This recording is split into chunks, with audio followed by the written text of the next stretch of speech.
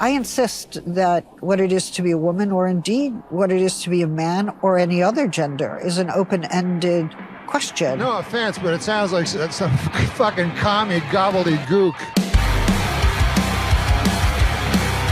Like, slap a pair of tits on this guy and cut his dick off, okay? He's a fucking shroom. Tolerate us? Accept us? You should revere us. We're confronting boundaries and deconstructing assumptions made by history. Why does this look like an anti-smoking PSA from the 90s right now? Look at its hand, and he's like, listen, being transphobic isn't cool. And again, I'm not saying let's live forever. Okay. I don't think any transhumanists are saying that. I think what we want is the choice to be able to live indefinitely. That might be 10,000 years. That might only be 170 years. And do you think? That is the most pathetic clarification for a controversial statement I think I've ever heard in my entire life. Welcome, comrades! My name is RD, short for Rhetorically Defective, here with my cryptically cisgendered co-host Patrick, and we are done with it. A podcast dedicated to the sea of communists that just don't get enough attention. Patrick, how you doing, buddy? I'm doing okay. I'm looking forward to this episode for multiple reasons. Very excited. Right, so the first episode was about really what's going on the ground, the American Communist Party, very traditional communism. This is going to be the polar opposite, the as above, so to speak. That's going to be much more intertwined with not the past communism, but the future of communism and how it's manifested and where it's leading. Would you agree with that? Yeah, absolutely. These are the communists we'll be talking about today are the communists that like the American Communist Party doesn't even want to consider communists because they view it as like a complete bastardization of their entire project. So yeah, I'm excited to cover it's the complete opposite of modern communism while also being the same thing with just slightly different details. Well, I love how communism is just based on co-opting movements. So then it's surprised that their original communism gets co-opted by other people.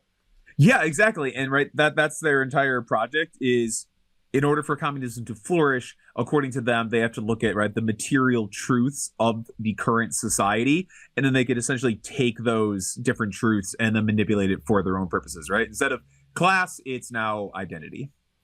But just before we get into that, let's see what our President-elect Donald Trump has to say about Marxism in schools, because that's kind of how this episode got to where it's at with what you're going to be shown.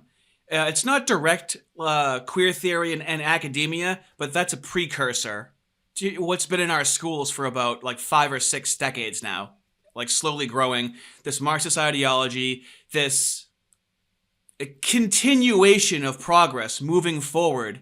And, nothing seems to stay the same. And they started to play with identity a lot. And I think that's what our boy Trump is wanting to get in front of. Tuition costs at colleges and universities have been exploding. And I mean absolutely exploding. While academics have been obsessed with indoctrinating America's youth. The time has come to reclaim our once great educational institutions from the radical left, and we will do that. Our secret weapon will be the college accreditation system. It's called accreditation for a reason. The accreditors are supposed to ensure that schools are not ripping off students and taxpayers, but they have failed totally. When I return to the White House, I will fire the radical left accreditors that have allowed our colleges to become dominated by Marxist maniacs and lunatics. So I feel like a lot of people have been talking about this for a few years now, about what we can do about the communist or Marxist or far left influence in academia, right? Yeah, absolutely. Yeah, nonstop. I mean, correct. We've been waiting years for this, for someone to actually speak out and not just give platitudes, but actually a direct action plan as to how to combat it. Yes, and if he actually gets rid of the Department of Education, that's a start. But that's huge. People always ask, how can we get by without the Department of Education? Oh, my God. And it's been around for 60 years. Somehow society was able to survive without the Department of Education. Thanks a lot, Jimmy Carter, you gently alive corpse. Well, I feel like this is what they do. They'll get you dependent on something and then go, well, how can we operate without it? It's like, well, you're encouraging a dependency on something that clearly isn't working. Exactly, right. And you purposely basically set forth bad policies that put people into poverty and be like, oh, well, I know that policy we didn't work. We have this other policy that'll help you because you're poor and you can't afford to send your kid to school. So we'll help you do with the Department of Education, right? They cause the problem and then present the solution. Have you also heard that Biden, when he stepped down, when he was essentially forced to step down, they were supposed to have an open primary, the Democrats, and Biden threw them under the bus by promoting Kamala, and then they had to go with it. Did you know that? I heard that recently, which is funny. It sounds like a rumor, right? I've been hearing it pretty consistently now. It seems like it's possibly a fact. Yes, and it's funny because there's like a kind of meme, like a funny conspiracy meme about how Biden has been trying to purposely throw the election for the Democrats because he's salty that they chucked his like corpse to the side. So, I mean, maybe the conspiracy is true and Biden's gone rogue when he can remember to go rogue, I would imagine, before sundown. Well, I mean, they raised $1 billion and they apparently somehow have a $20 million deficit, the Democrats. I heard that. I know that everything that they did was very manufactured, very hyper real. Their support, right? And that there's a bunch of people that want to vote Democrat, but I don't know. I think a lot of people are had a hard time getting behind the platform as they see the cost of eggs rise, amongst other things. We will then accept applications for new accreditors who will impose real standards on colleges once again and once and for all. These standards will include defending the American tradition and Western civilization, protecting free speech, eliminating wasteful administrative positions that drive up costs incredibly, removing all Marxist diversity, equity, and inclusion bureaucrats, offering options for accelerated and low-cost degrees, providing meaningful job placement and career services. I love how he's saying Marxist. I love how he's saying Marxist. It's amazing. Elon Musk, he's been saying it for a little while, but Elon Musk really, really broke that dam open when he called Kamala Marxist. I remember talking to like other anti-communists, and it was as if like so many people weren't excited because they're so wrapped up in looking at everything through dialectics and trying to figure out what's happening. And I'm like, just take the win, take the W that they're openly calling them Marxists. Also, getting rid of all the DEI people, that's just getting rid of communism. It's just like when they institute these different social policies in society. The more policies you introduce, the less the free market works, and then it slowly takes over the free market because you need more and more social policies to help with the problems that they cause. Red tape, bureaucracy. Yeah, exactly. You have to. I mean, every DEI everything's person, conditional at that point. Yeah, every DEI agent and person in an organization is inherently a communist by like definition. They all have to go. Well, they tried DEI and then it was hurting their business. They thought it was going to be a good thing as it sounds altruistic. And so it's been slowly falling out of favor. But communism resurfaces in different ways, which I'm glad that we have this podcast to see how it's going to resurface in other ways, Exactly. And what's funny is the DEI, like look at Disney, right? Disney has seen huge losses. Bud Light has seen huge losses. All these companies have seen huge losses, but they have like the entire environmental social governance movement backing it up. So a lot of these companies are willing to take these losses because they're playing the long game of seeing like how the future is going to play out. So they're like, well, as long as we get a good, was a corporate social index, something like that. As long as we get a good score there, we'll be in good shape for the future. We'll just have to suffer in the meantime and fire a bunch of people. It's fine. And implementing college entrance and exit exams to prove that students are actually learning and getting their money's worth. Furthermore, I will direct the Department of Justice to pursue federal civil rights cases against schools that continue to engage in racial discrimination and schools that persist in explicit, unlawful discrimination under the guise of equity will not only have their endowments taxed, but through budget reconciliation, I will advance a measure to have them fined up to the entire amount of their endowment. A portion of the seized funds will then be used as restitution for victims of these illegal and unjust policies. That is perfect. They will fine them for doing it, and then in that bucket is made for restitutions for people that had to suffer through their policies. So it's not just throwing government money at it, because we see how the Democrats spent $1 billion and still owe $20 million just to not get elected. That's how the Democrats spend money. But Donald Trump, actually being a capitalist, the solution is we will fine the people that are guilty, and we don't have to create. That's how we create the money to give to the victims. So it's not costing us money. And that's what needs to also happen. Well, we'll touch on this later, but that's what also needs to happen with the gender reassignment surgeries. Ooh. Like any doctor, any of these organizations, people that approve it, like everyone, even politicians, should be fined, probably arrested, if not something else. Like that needs to happen, and then the fines and everything can then go to the detransitioners and the victims of the procedures. So you could create like an industry in order to reverse the quote unquote progress that they're making with the trans movement. Well, so when you say reverse the quote unquote progress, how did it get to this point? How did it get to this point? Yeah, would you say like Judith Butler was someone that possibly really advanced that ideology? She might have had something to do with it, just a tiny bit. We're definitely not going to be talking about her today, though, for sure. All right, well, let me switch over to the Judith Butler video. I didn't have any smooth way of putting that in there. All right, try not to feel uncontrollable rage as Judith Butler talks. So my issue with Judith Butler, and I might just have a scream pillow where I'm screaming as she's talking to make it through the video. I'm going to try as hard as I possibly can.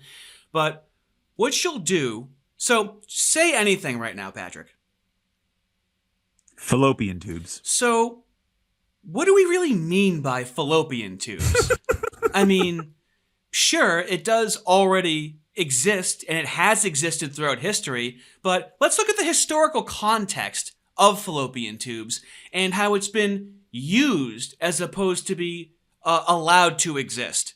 I want to put a gun in my mouth just saying that. This is what she does. It's like philosophy 101, where as soon as anything is said, she's like, well, what does that really mean? She's constantly deconstructing everything.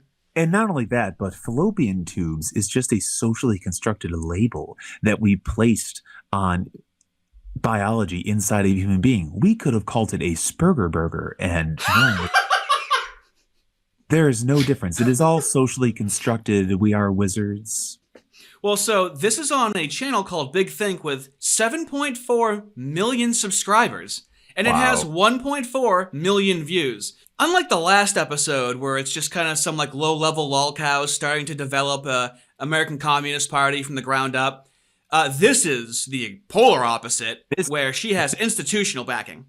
This woman is a high priestess and theologian for like the crux of the woke ideology and religion, like 100%.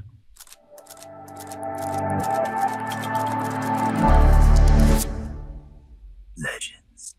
So there are many different theories of gender, and mine is just one. Sometimes how are we doing gender reassignment surgeries? When there's, there's many theories of cancer, but this is just my theory of cancer. You know, the thing that we're operating people on. Are you saying that it's strange to cut people's penises off when you can't even define what the term is that you're using to justify to cut it off? You're crazy. You're crazy, man. People who really hate gender name me as the one who made this up, but that's actually not true. You know, in my view, everybody has a theory of gender. And what I mean by that is that everybody has certain assumptions going about what gender is or should. Oh my God, I've actually had these arguments all the time where I'll say to a crazy trans person that I'm like, I don't, like, I'll say to them, do you think I have a gender? And they're like, yeah. And I'm like, well, I don't. And they're like, well, no, you do. Yes. No, how can you, why can you define whatever you are and also define whatever I am? That's like a Christian telling an atheist that they have a soul, whether or not they think that they have a soul. That's more true, though. This is because what's meant by a soul is universally understood. It's your essence. It's your essence as a human being, and it's something that you can't define, and it's intangible, and it's ever existing. Just like gender. Oh my God. Be. And at a certain point in life, we ask ourselves, wow, where did that assumption come from? At this point, I'm less concerned about whose theory is right and whose theory is wrong, because the assault on gender is also an assault on democracy. Die. We have the power and the freedom to make more livable lives for ourselves, where bodies can be more livable lives. Why don't you make a more deathable death for yourself? And it's funny because she's promising freedom, right? Liberation from these societal structures and conditions that she basically views as like a Gnostic prison.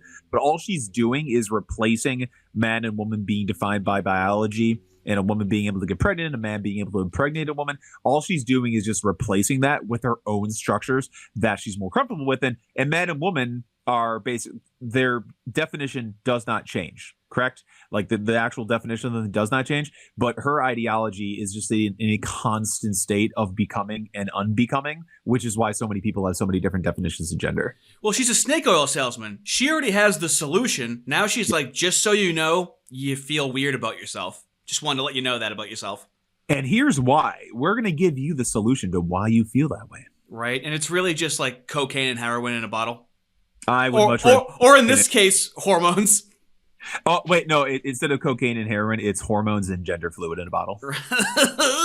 more free to breathe, to move, to love without Gay! discrimination and without fear of violence. I am Judith Butler, distinguished professor in the graduate school at the University of California at Berkeley. Can you believe that she teaches at Berkeley in California? Can you believe it? I'm shocked that she's headquartered in California. This is shocking news to me. Teach literature, philosophy, and critical theory, and I'm most well known for my 2 books on gender, Gender Trouble and Bodies That Matter from the early 1990s. My work has been translated into more than 27 languages. Which theory? I insist that what it is to be a woman, or indeed what it is to be a man or any other gender, is an open-ended question. Any other gender. We have a whole range of differences, biological in nature, so I don't deny them. But I don't think they determine who we are in some sort of... Who said they determine who we are? Who said it? Show me. Exactly. Well, when you're a social constructivist who believes all of reality is socially constructed, then those social constructions are what have defined us. Listen, this thing that I'm telling you for the first time right now is what we've all been told throughout history, okay? I know.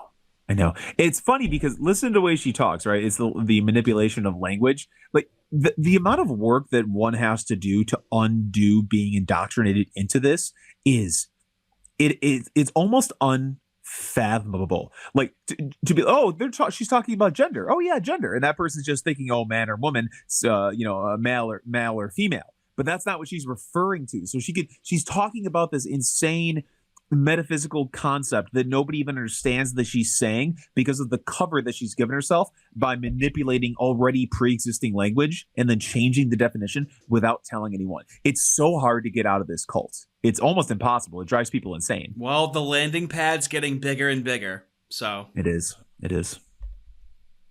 final way. At the heart of these controversies is the distinction between sex and gender. What is that distinction? How do we think about it?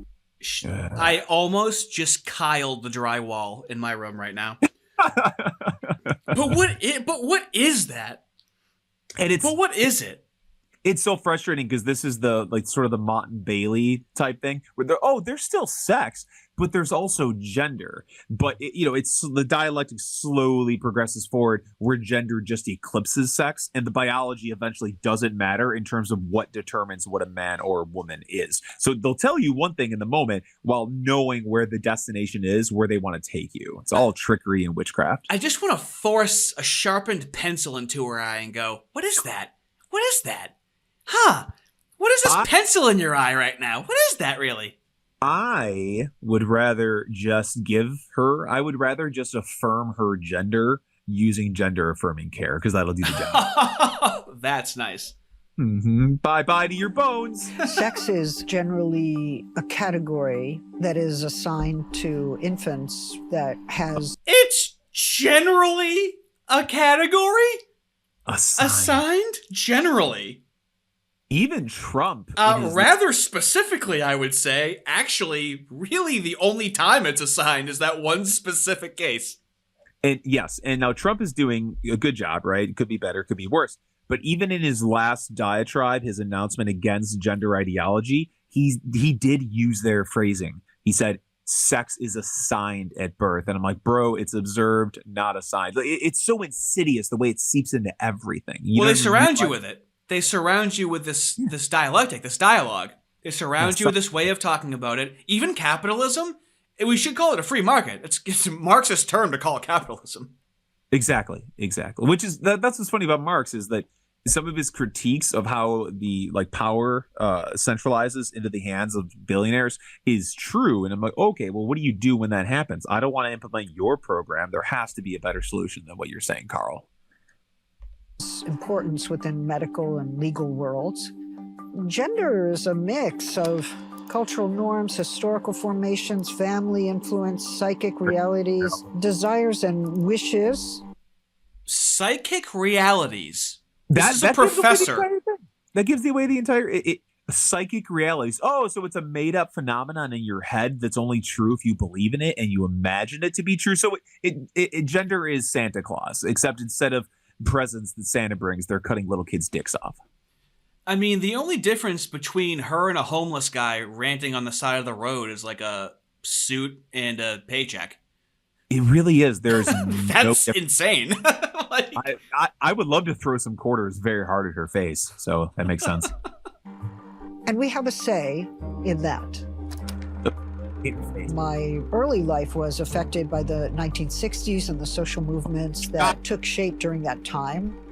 What do you think the political persuasion of those people were that were leading the social movements in the 60s? What political persuasion could they possibly be? What do you think? I'd have to say they were avid fans of Mussolini, probably very far right. I wouldn't say necessarily skinheads, but definitely ethno-nationalists, white nationalists. That's what I would say. Why? What is it? What's the answer? I was thinking like a hammer and a sickle, but you make a good point. Side of Cleveland, part of a Jewish community.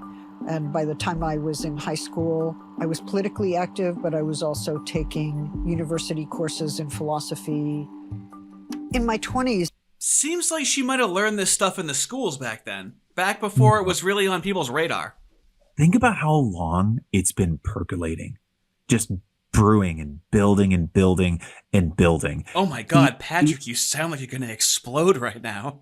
All over the place.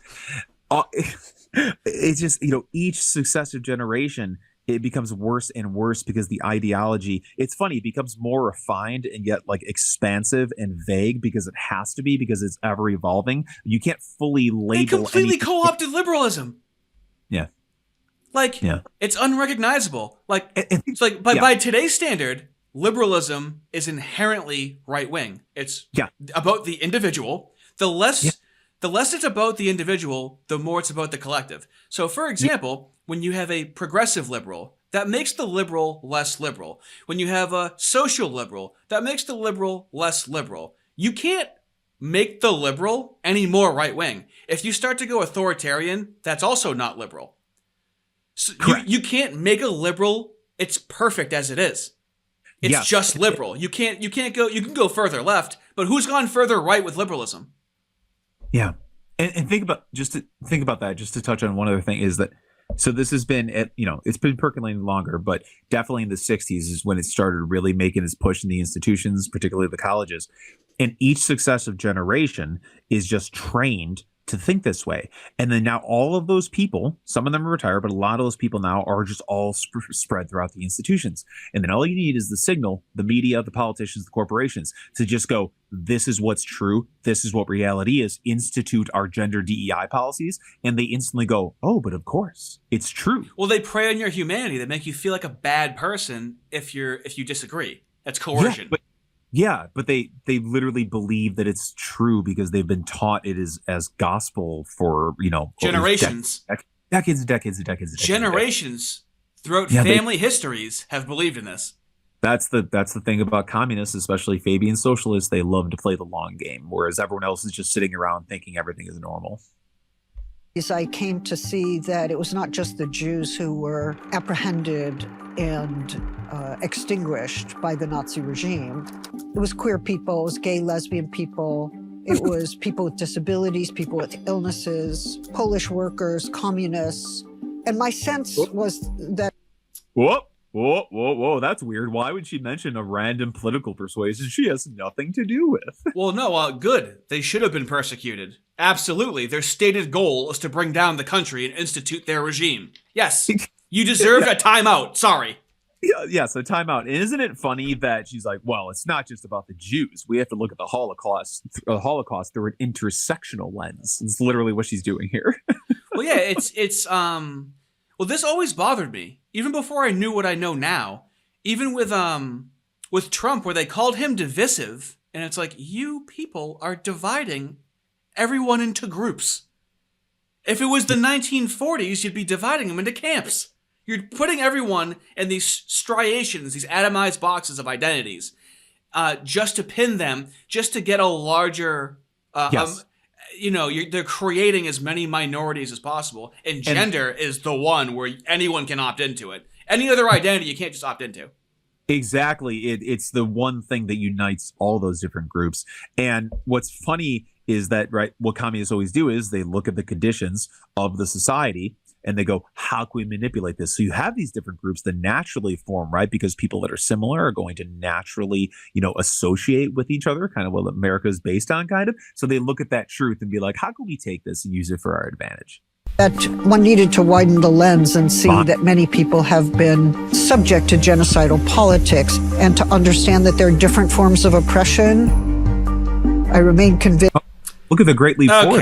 That's interesting. The Great Leap Forward. Interesting. One does need to know history in order to make sure it does not repeat. And that one wants justice not just for the group to which one belongs, but for any group that suffers in a similar way.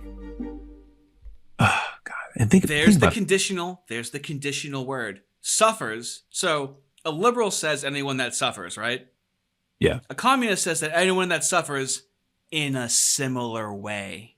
Yeah. That changes the entire statement.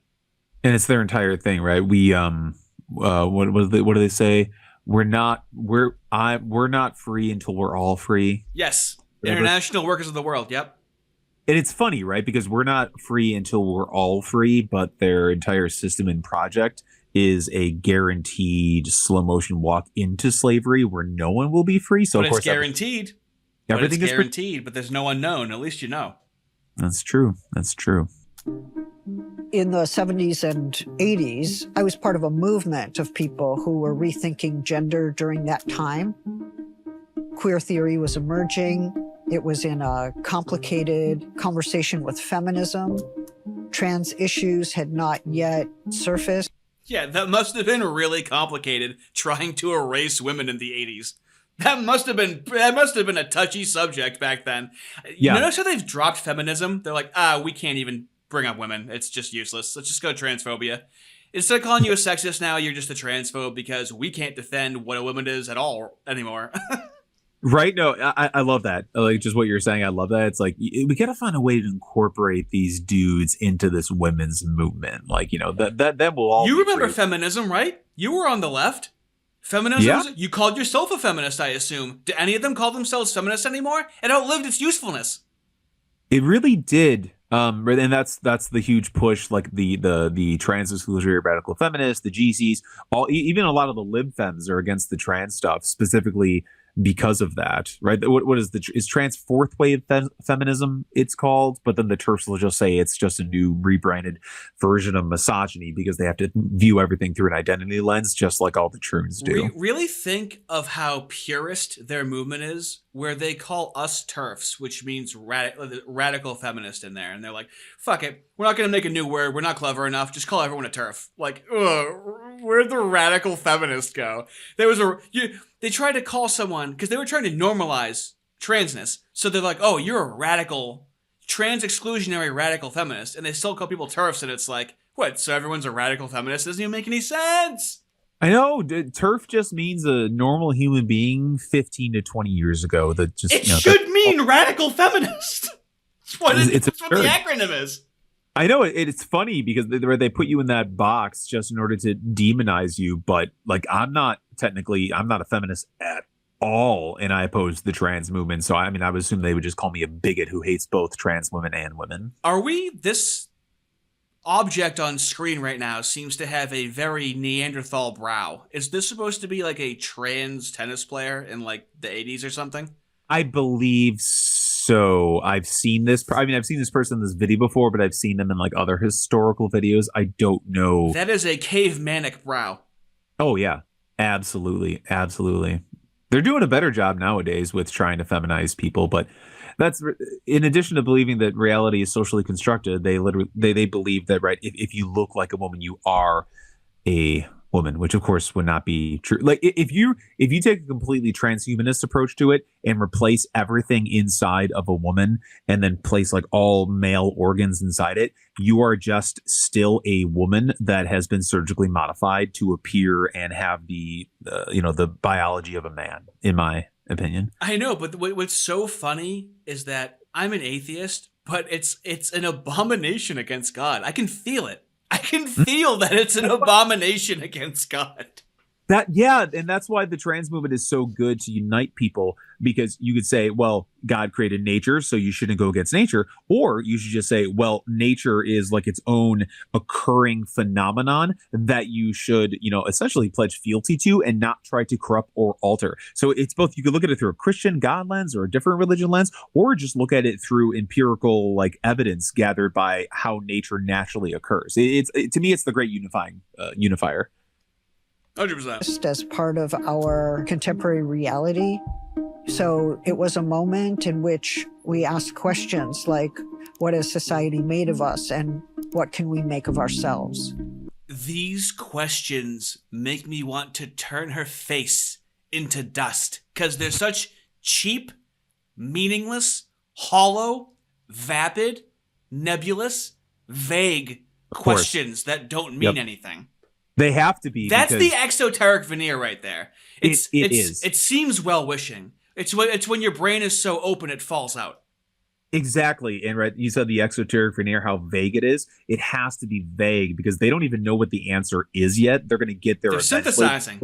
Yes, correct. Non-stop synthesizing. They just want to plug in whatever answer they discover. So the question has to be vague in order to get to their answer. There were a number of versions of feminism that I tended to oppose. One of them held that, well, women are fundamentally mothers and that maternity is the essence of the feminine. And then a second one thought that feminism was about sexual difference, but the way they defined sexual difference was always presumptively heterosexual. And both of them struck me as wrong. I was pretty committed to the idea. It's inverse Hitlerism. She's looking for the final solution that has no contradictions. She's looking for the perfect solution. Yeah, but what about gay women? Okay, well, most of the time they're heterosexual and sometimes they're gay. It's fine. No, that's not fine. It has to be uniform and it has to be something that's 100% correct 100% of the time. And they hate the idea that the exception proves the rule. They want the rule to prove the exception. Like they hate the idea that the majority of women usually fit into this box naturally, whether that box be constructed. They've been taught to fit in that box, Patrick. They've been taught to do that. It's just so funny. All you have to do is just start at biology and human conception, and then like expand from that. and then see how all of the other different types of constructs exist. And it's not always right. Blue is for boy, pink is for girls. That's socially constructed. But there's actual fundamental truths that they completely ignore because they hate God and nature. Yeah, like when you're taking a shower, honestly, just shit and piss in the shower and stomp the shit down the drain because you've been taught to use a toilet. Okay. Exactly. Yeah, exactly. Let's have any random different way of doing it. Anything but what's normal. Correct.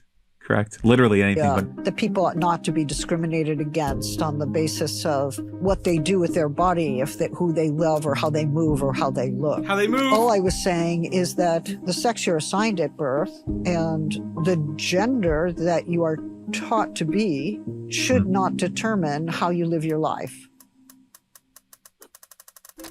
Sometimes people point to gender trouble as the inception of gender theory, but people were working on gender before me, Gail Rubin and Juliet Mitchell and Simone de Beauvoir herself. Simone de Beauvoir, a philosopher of sorts, so to speak. yes, and didn't she do something in her personal life that was slightly sketchy, just a little sus, maybe? Oh, what's this? So Beauvoir generated controversy when she briefly lost her teaching job after being accused of sexually abusing some of her students. She and her longtime lover, Jean-Paul Sartre, which is hilarious because Jean-Paul himself advocated for the abolishment of the age of consent in France, along with numerous other French intellectuals.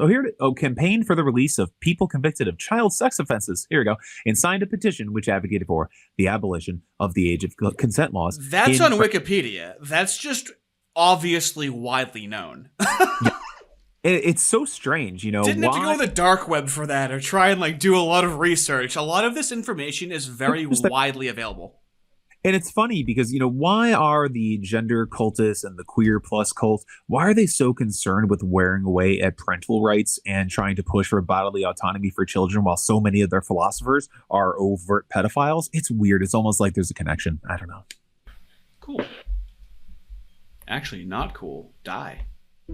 Simone de Beauvoir was an existential philosopher and a feminist philosopher who wrote The Second Sex in the 1940s. The basic point was that one is not born a woman, but rather becomes one, that the body is not a fact. Oof.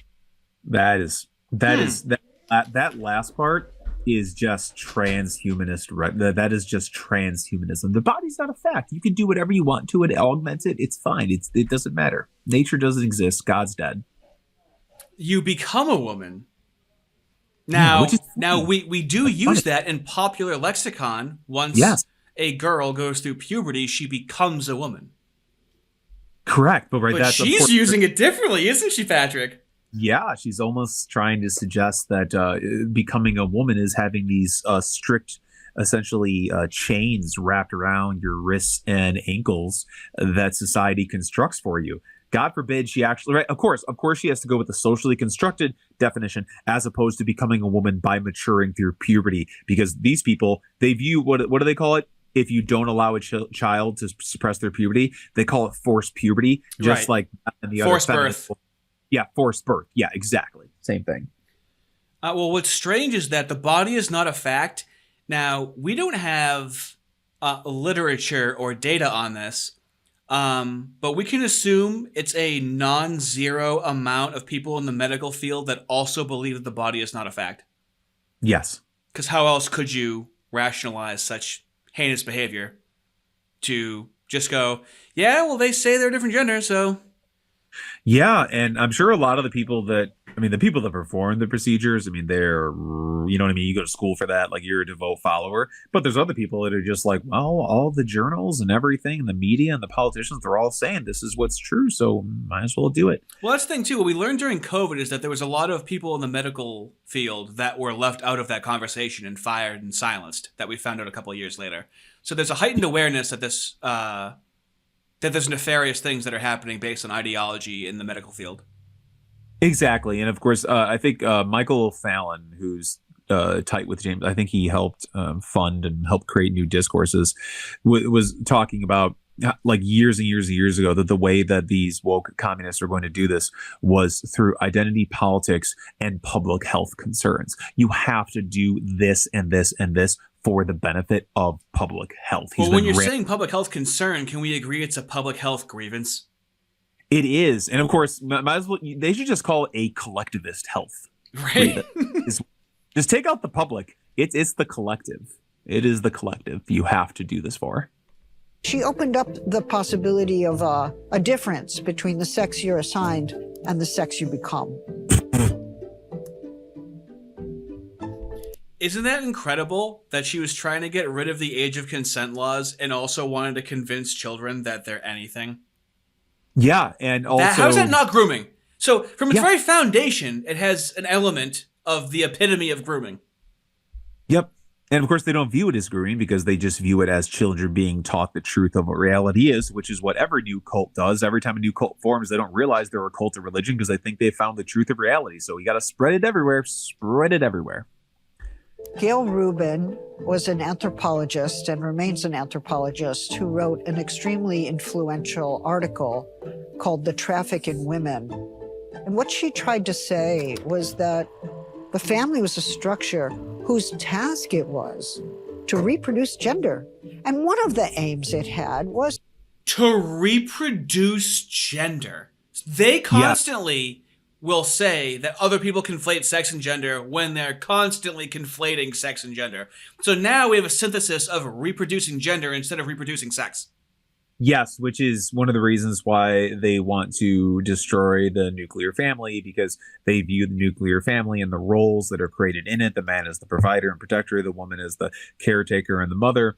They view that as upholding the capitalist system through what they call social reproduction theory, which is one of the reasons why they want to kill it. So that's kind of what she's talking about here when she's talking about producing gender, producing these strict norms and roles that we're all forced to abide by. And we're imprisoned by. To kind of keep heterosexuality looking really normal.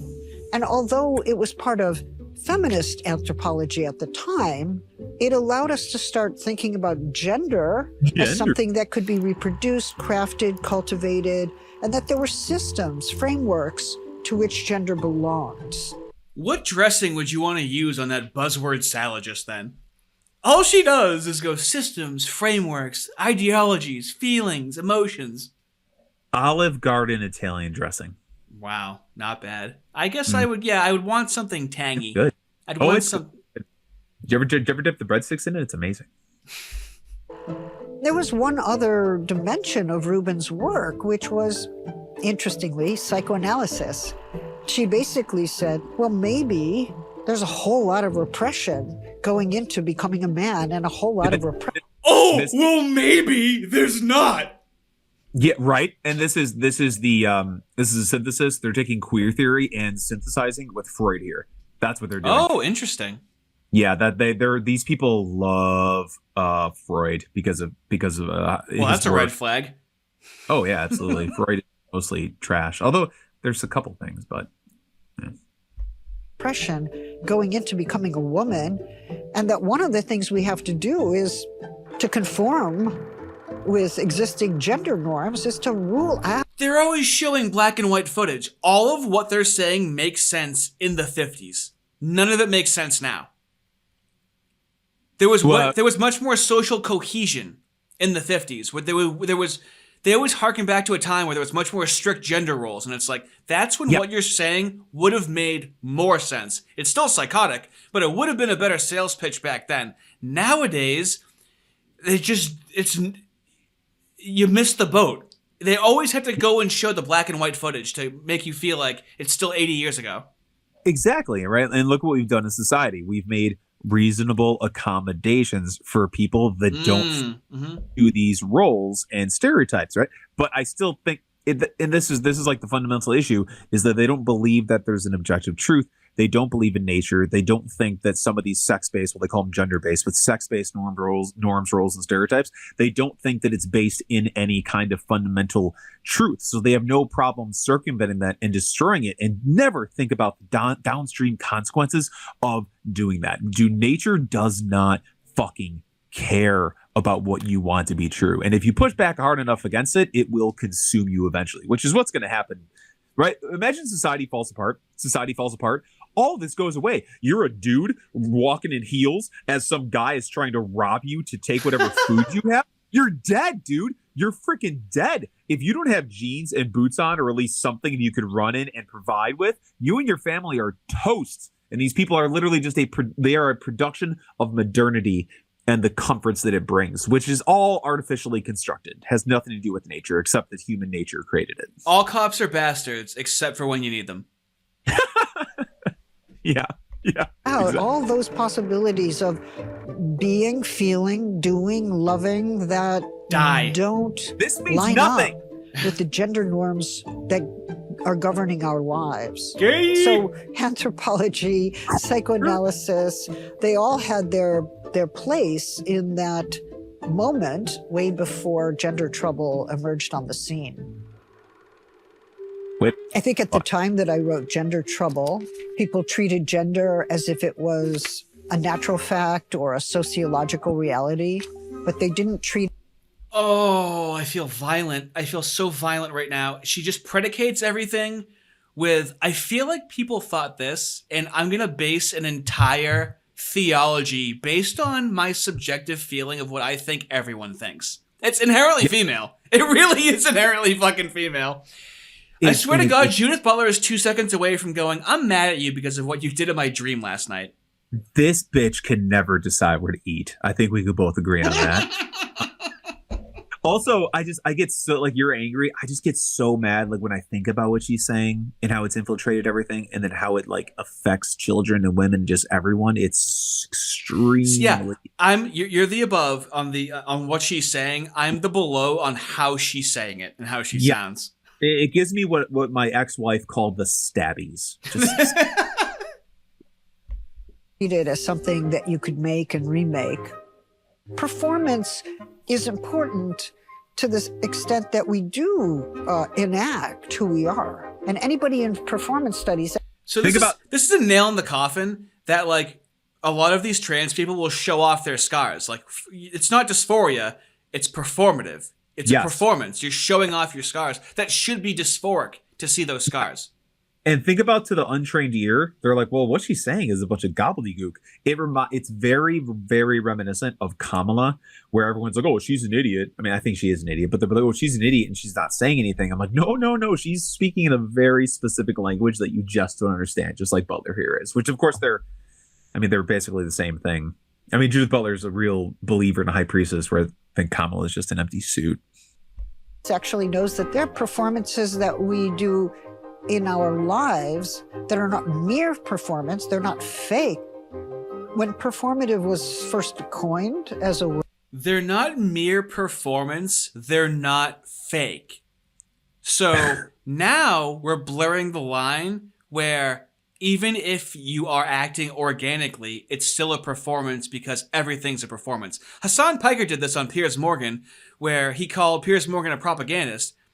And then Hassan goes, I'm a propagandist too. We're all propagandists. Well, then what's the basis of levying the accusation that someone's a propagandist if we're all that? Yeah, and the people that are performing it, like, they don't even, to her, right? They don't even realize that they're performing it because it's so ingrained in them that all of that has to be undone in order to free them from that. That's so horrific. crazy.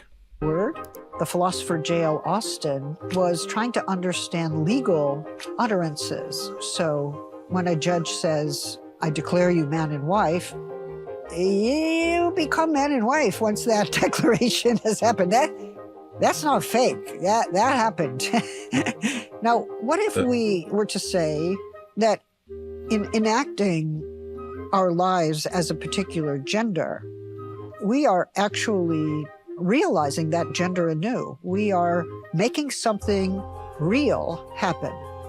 When gay and lesbian people started coming out, or when trans people started living openly, something changed in the world by appearing, speaking, acting in certain ways. Reality. Is this actualizing?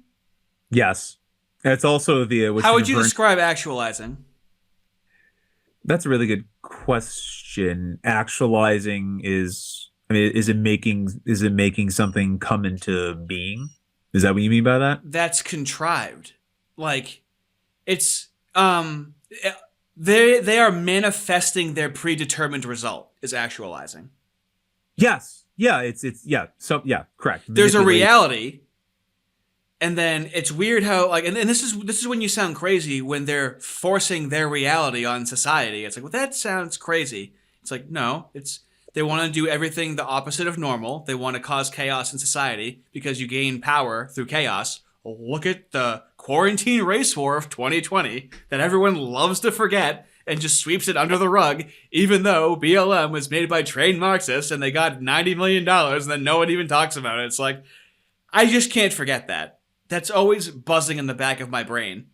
And that's why I don't care to be called crazy or anything like that, because it's not even a rabbit hole. It's in front of your face. It's just a rabbit that's staring at you.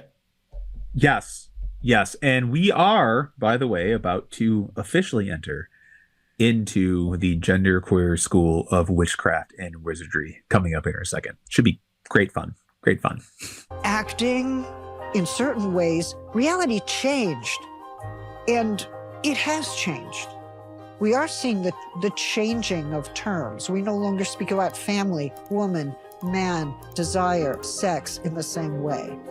Even the Cambridge Dictionary acknowledges that something has changed. Okay, so when we talk about performative, we're talking about an act that makes something come into being or an act that has real consequences. We're talking about the changing of reality. So the changing of reality. What is that noise? It's the Harry Potter theme song.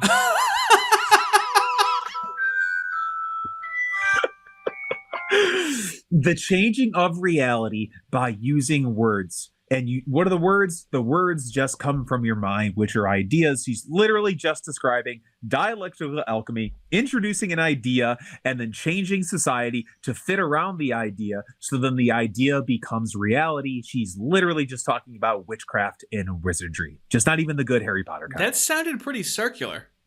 A little bit, you think? You think like a snake? Some of the snake and its tail. Like a spiral. I can't remember like a spiraling snake, because it always moves forward. Or in a direction. That never ends. And so it's hilarious that she was talking about history and how we have to view history. Well, when communists, and Judith Butler is a communist, when they talk about history, they're not actually just talking about, thinking about the past and naming the things. They're talking about the aim and direction of history that is going towards the end of history, which is what communism is. Absurd. Which is immanentizing the eschaton, which is the end times. The end times where it resolves the contradictions inherent in reality. Resolves. Like it's never resolved. The entire thing is predicated on never resolving, with an end point of it being resolved. It's funny, right? Yeah, exactly. It's funny because they hate Christ and they hate God so much because they want to become God, and they're just mad that, according to Christians, the only way the end of history will ever actually be achieved is when Christ comes back and everyone bows to him. But they want everybody to bow to them, which we'll see later on where it gets real biblical. Really, really, really biblical. The woman is she's just insane. She literally believes that she is God and that she could change reality with her mind because of how so many things are socially constructed. And it's funny because I talk to some of these social constructivists and I agree with them in that so many things are socially constructed. And they go, oh, so you agree with me? I'm like, yes, I do agree with you, but I do think there's actual fundamental truths. And even if some things are socially constructed, maybe we shouldn't change them just because they're socially constructed. Right. Because once you change that, well, that's your preferred social construction. You're going to love that. You're going to be happy with that. Well, what about the next person that comes and changes that? Perpetual revolution that never ends. Well, that's why never think ahead. This ideology is inherently cluster B. It's a personality disorder. It's not a mood disorder. It's a personality disorder. It's a lack of a sense of identity. Yes. And honestly, that would be a good way to diffuse the trans thing, by labeling the idea of being queer or trans as a new cluster B personality disorder. I did make a video about that. I was just thinking that I was talking about Judith Butler being a wizard and that she uses alchemy in order to further along the dialectic thesis, synthesis, antithesis, right? That's like Kant's and then Fichte or somebody else. But then Hegel switched it to, what is it, abstract, negative, concrete. It's essentially the same thing. And it's funny because people will be like, oh, Hegel doesn't have a huge role to play in society. Hegel, we're going to downplay Hegel. Whereas there's literally a clip out there of Judith Butler overtly admitting to being a Hegelian. She didn't admit it in the clip we watched, but the entire process that she was describing with blending her ideas into reality to then change the truth of reality is inherently Hegelian when like looked at through his dialectical lens. It's so overt and out in the open if you know where to look and know the information. Once you see it, you just can't freaking unsee it. That's a lot of this stuff. Yeah. Yeah, Okay. Once you see it, you're like, oh, it's everywhere. It's everywhere. So you wanted us to watch Judith Butler to get a taste of that cunt. And so what is that leading to now that we're going to be watching? Well, there's a theory that involves the queer plus trans ideology and what its purpose is in terms of altering material reality by introducing these ideas into reality. All right, and where that's Patrick, going to be you're heading. sounding like a crazy person right now. You're sounding like some guy named Zoltan is going to come out of nowhere and start talking about these crazy theories, okay? Yeah, no, they definitely don't talk about it and hold Zoom sessions all the time from inside of Mount Doom with their walls being adorned with rainbow-colored dildos and the removed breasts of children. That definitely doesn't happen at all. Never. I'm not saying let's live forever. I don't think any transhumanists are saying that. I think what we want is the choice to be able to live indefinitely. That might be 10,000 years. That might only be 170. Yeah, he's not...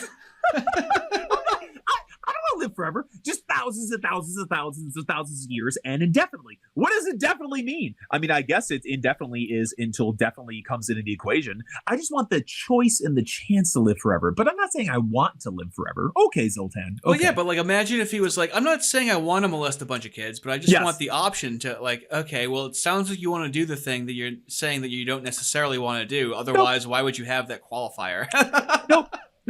No, it's hilarious too because he goes on later in this video to basically say that the purpose of transhumanism is to live forever and to remove human suffering. Which that's why I think the ultimate purpose of transhumanism is to destroy humanity. And once you destroy humanity, well, then there's no more suffering. So.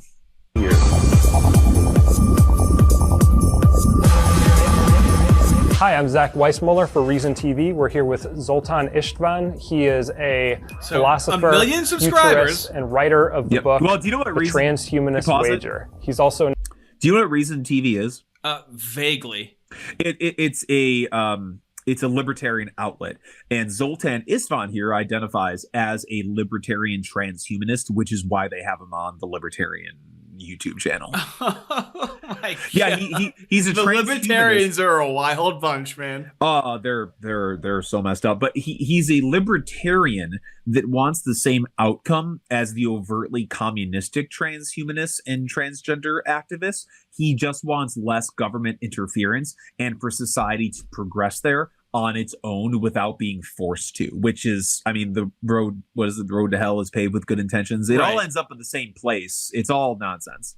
Yeah, he has a child's desire for what the government can and can't do because he's obviously talking about wanting less government limitation to just the thing he wants to do, as if it wouldn't be bastardized and utilized in a way he doesn't want it to be used. Exactly. And think about the libertarian, like the ultimate libertarian project is this sort of perfected utopian like society with no power structure at all. And I'm just like, bro, just look at a household. What happens if the mom and dad who should know best aren't in charge and don't enforce the rules? Like all you have to do is look at that and be like, I'm really sorry, libertarians. Your utopia of just a stateless society isn't going to get here. I'm very sorry. Announced his intentions to run for president with the Transhumanist Party. Zoltan, thank you very much for talking to us. Thanks for having me. What is transhumanism? Is it a political ideology? Is it a social movement? Both. Explain what it is. Well, It's funny because it sounds like he's asking someone about communism right now. Is it a political philosophy? Is it a social movement? What the fuck is it? Which is funny because communism and transhumanism, are inherently pantheistic. That's its source. So it basically is communism. They just don't call it communism. It's the opposite end. That's where the synthesis comes into play. It's opposite, and then that's going to force through the negative into a positive. Yes, all about returning back to the one source that man was separated from when the fall happened. Well, it's really all of the above, but I like to just refer to it as kind of an international movement of people that are trying to use science and technology to radically enhance the human being and also enhance the human experience. But it's really about using science and technology to improve the species itself. What are some examples of how you would do that? Improve. Communists don't talk about communism that way, but they easily could. So he's not necessarily a communist, but he's not. But he is on the wavelength of this being 100% co-opted by communists. He's already speaking their language in different terms. Yes, and the source of communism, transhumanism, same thing. So it's like I don't care what you call yourself, you're trying to get us to the same place. So I just want to call him a communist. One of my favorite examples is heart disease. They have been testing out robotic hearts in France, and heart disease is the #1 killer in America. At some point in the future, hopefully within 10 years, we will electively start having heart transplants with these robotic hearts. And this is a classic transhumanist technology that could literally eliminate heart disease. Just to get a little background on you. And that's the rub. The difference between like liberal science and transhumanism is liberal science would go, this technology can help mitigate heart disease. Transhumanism is it's final, it's resolute, it's going to 100% get rid of it. That's where we start to lose science. Yes, and that's the rub right there. That's how transhumanists are getting their agenda across. This is incredible because it's what they did with gender medicine. They already have the predetermined outcome. So any of their quote unquote science and proof and facts and logic behind it, no matter what, has to lead to that endpoint. But he's not communist. Yeah, he's a libertarian. He's the opposite end of it. Yeah, but that's like it's the same thing, just two different ends of the same pole. Like what's frustrating is that's the rub, is that's how they're going to do it. They're going to be like, oh, don't you wish your grandmother didn't die of Alzheimer's? Don't you wish that your uncle didn't die of heart disease? Look at all these advances that we could give you if you just let us artificially evolve mankind. You were a National Geographic reporter, a kind of world traveler. How did those experiences bring you to transhumanism? One of the stories I was doing was in Vietnam on bomb diggers. We dropped, millions of tons of bombs on Vietnam. About 10 or 15% of those bombs went unexploded. And I was doing a story on the locals that are digging up these unexploded bombs and selling the metal for money. I came very close to stepping on a landmine. My guide pushed me out of the way while I was on assignment in the demilitarized zone there in Vietnam. And after 4 years of doing some really heavy reporting, including covering the Kashmir War, I just kind of thought I was sort of done with dangerous things. And I wanted to actually contribute something that in case something bad did happen, I could actually help that movement forward. And transhumanism is really, I say the #1 goal of transhumanism is trying to conquer death. So that is the... Transhumanism isn't about living forever. It's just about conquering death. I was following everything he was saying, and I'm like, okay, yep. Because I want to know how he got to this point, this transhumanist perspective. And he just, for some reason, left out the part where he ate peyote and tripped his balls off in the desert for 2 days. And that's how he came up with it. Like, nothing he just said rationalized. It was a giant leap. It was a giant leap forward. Yeah. You go from, man, that was a near-death experience. I don't want that to happen. Science. But think about that. Transhumanists don't want to live forever. They just want to eliminate death, or whatever he said. Like, what? He contradicted himself within the first 2 minutes and 15 seconds. The stated goal of transhumanism is to actually overcome death. Well, that's certainly, I would say, the top priority of most transhumanists, but the goals of transhumanists are pretty varied too. I'd say a lot of them want to also improve their life. Some want to completely eliminate suffering. Others just want to have it so that they could have... Hey, do communists want to completely eliminate suffering by any chance? No. There's definitely nothing in common there. There's no causal link. He's a non-Marxist communist. He actually Exactly. came up with communism all on his own, but he's manifesting. But since he has no historical reference, which their whole thing is historical movement, he just came. So he is the Karl Marx of his time. Pretty much. I was thinking about reading his book. I read what it's all about, and in it, like, Christians are like chasing him down or something and persecuting him for being a transhumanist. And I was like, based Christians, please get him. Have kind of new body parts so they can do incredible things, new sports, run as fast as cheetahs. I mean, these are all things that are part of the transhumanist future. So there's a lot of reasons for doing it, but I'd say the number one reason is transhumanists would like to overcome human death. People get suspicious and maybe even a little creeped out when you are trying to take death out of the equation. Who would have because thought? Then you're starting to become something that is not quite human, and it's unsettling for some people. Insert How do we get picture of people to Judith overcome that kind of innate revulsion and keep pushing forward when they first hear about these things? To begin with, the very best way to do that is to try to change the kind of the paradigm that we sort of all believe in. America and many places around the world are quite religious, especially America. I was just writing an article, and the poll said 83% still are declaring themselves Christian. He's so mad. That makes it hard to want to take death out of the equation, because a natural part of the Christian ideology is to die and to eventually reach an afterlife with God. The natural part of the Christian ideology is to die. Yeah, that's a Christian ideology, Zoltan. Yeah, death is an ideology. Death is not to these natural. people. Wow, I didn't realize that. That's a good catch. Yeah. And it's I've watched this a few. So think about that. Death is an ideology, and if it's an ideology, then it's a construct, and it can be overcome. Yeah. Do you see how he was so like, ugh, Christians, like that? That's why they hate Christ so much. This idea of Christ being the bridge between the two worlds and him dying for us, and then we get to die and then be with him. Like, that very idea, that is the antithesis to his thesis of being alive forever, and he hates it. You can see it in his very the being. manifestation of hell is the devil going, "Oh, heaven was my idea," and then its manifestation is literal hell. Like, no, that wasn't your idea. Just admit God was right. No, God's not right. I can do it myself. Absolute hell. And that's amazing. You said that because, I mean, this dude he's manifested by the same Luciferian energy that Judith Butler is. It's the same thing. And transhumanists, it's not that they're anti-religious or they're only atheists, because they're not. They're all across the board. But Same thing with communists. You can be anything. death is not something that's associated in a kind of a religious framework. They simply associate it with wanting to just live indefinitely because they love life. And hedonism. So I'm trying to, as a transhumanist, tell people the same thing. It's not that wanting to live indefinitely is something that is going to intrude or conflict with one's religion. It's just something that is the kind of evolving nature of the species. And if you can get people to think like that and not see it in conflict with their ideologies, then I think they're going to be more on board with saying, yeah, it's good to live.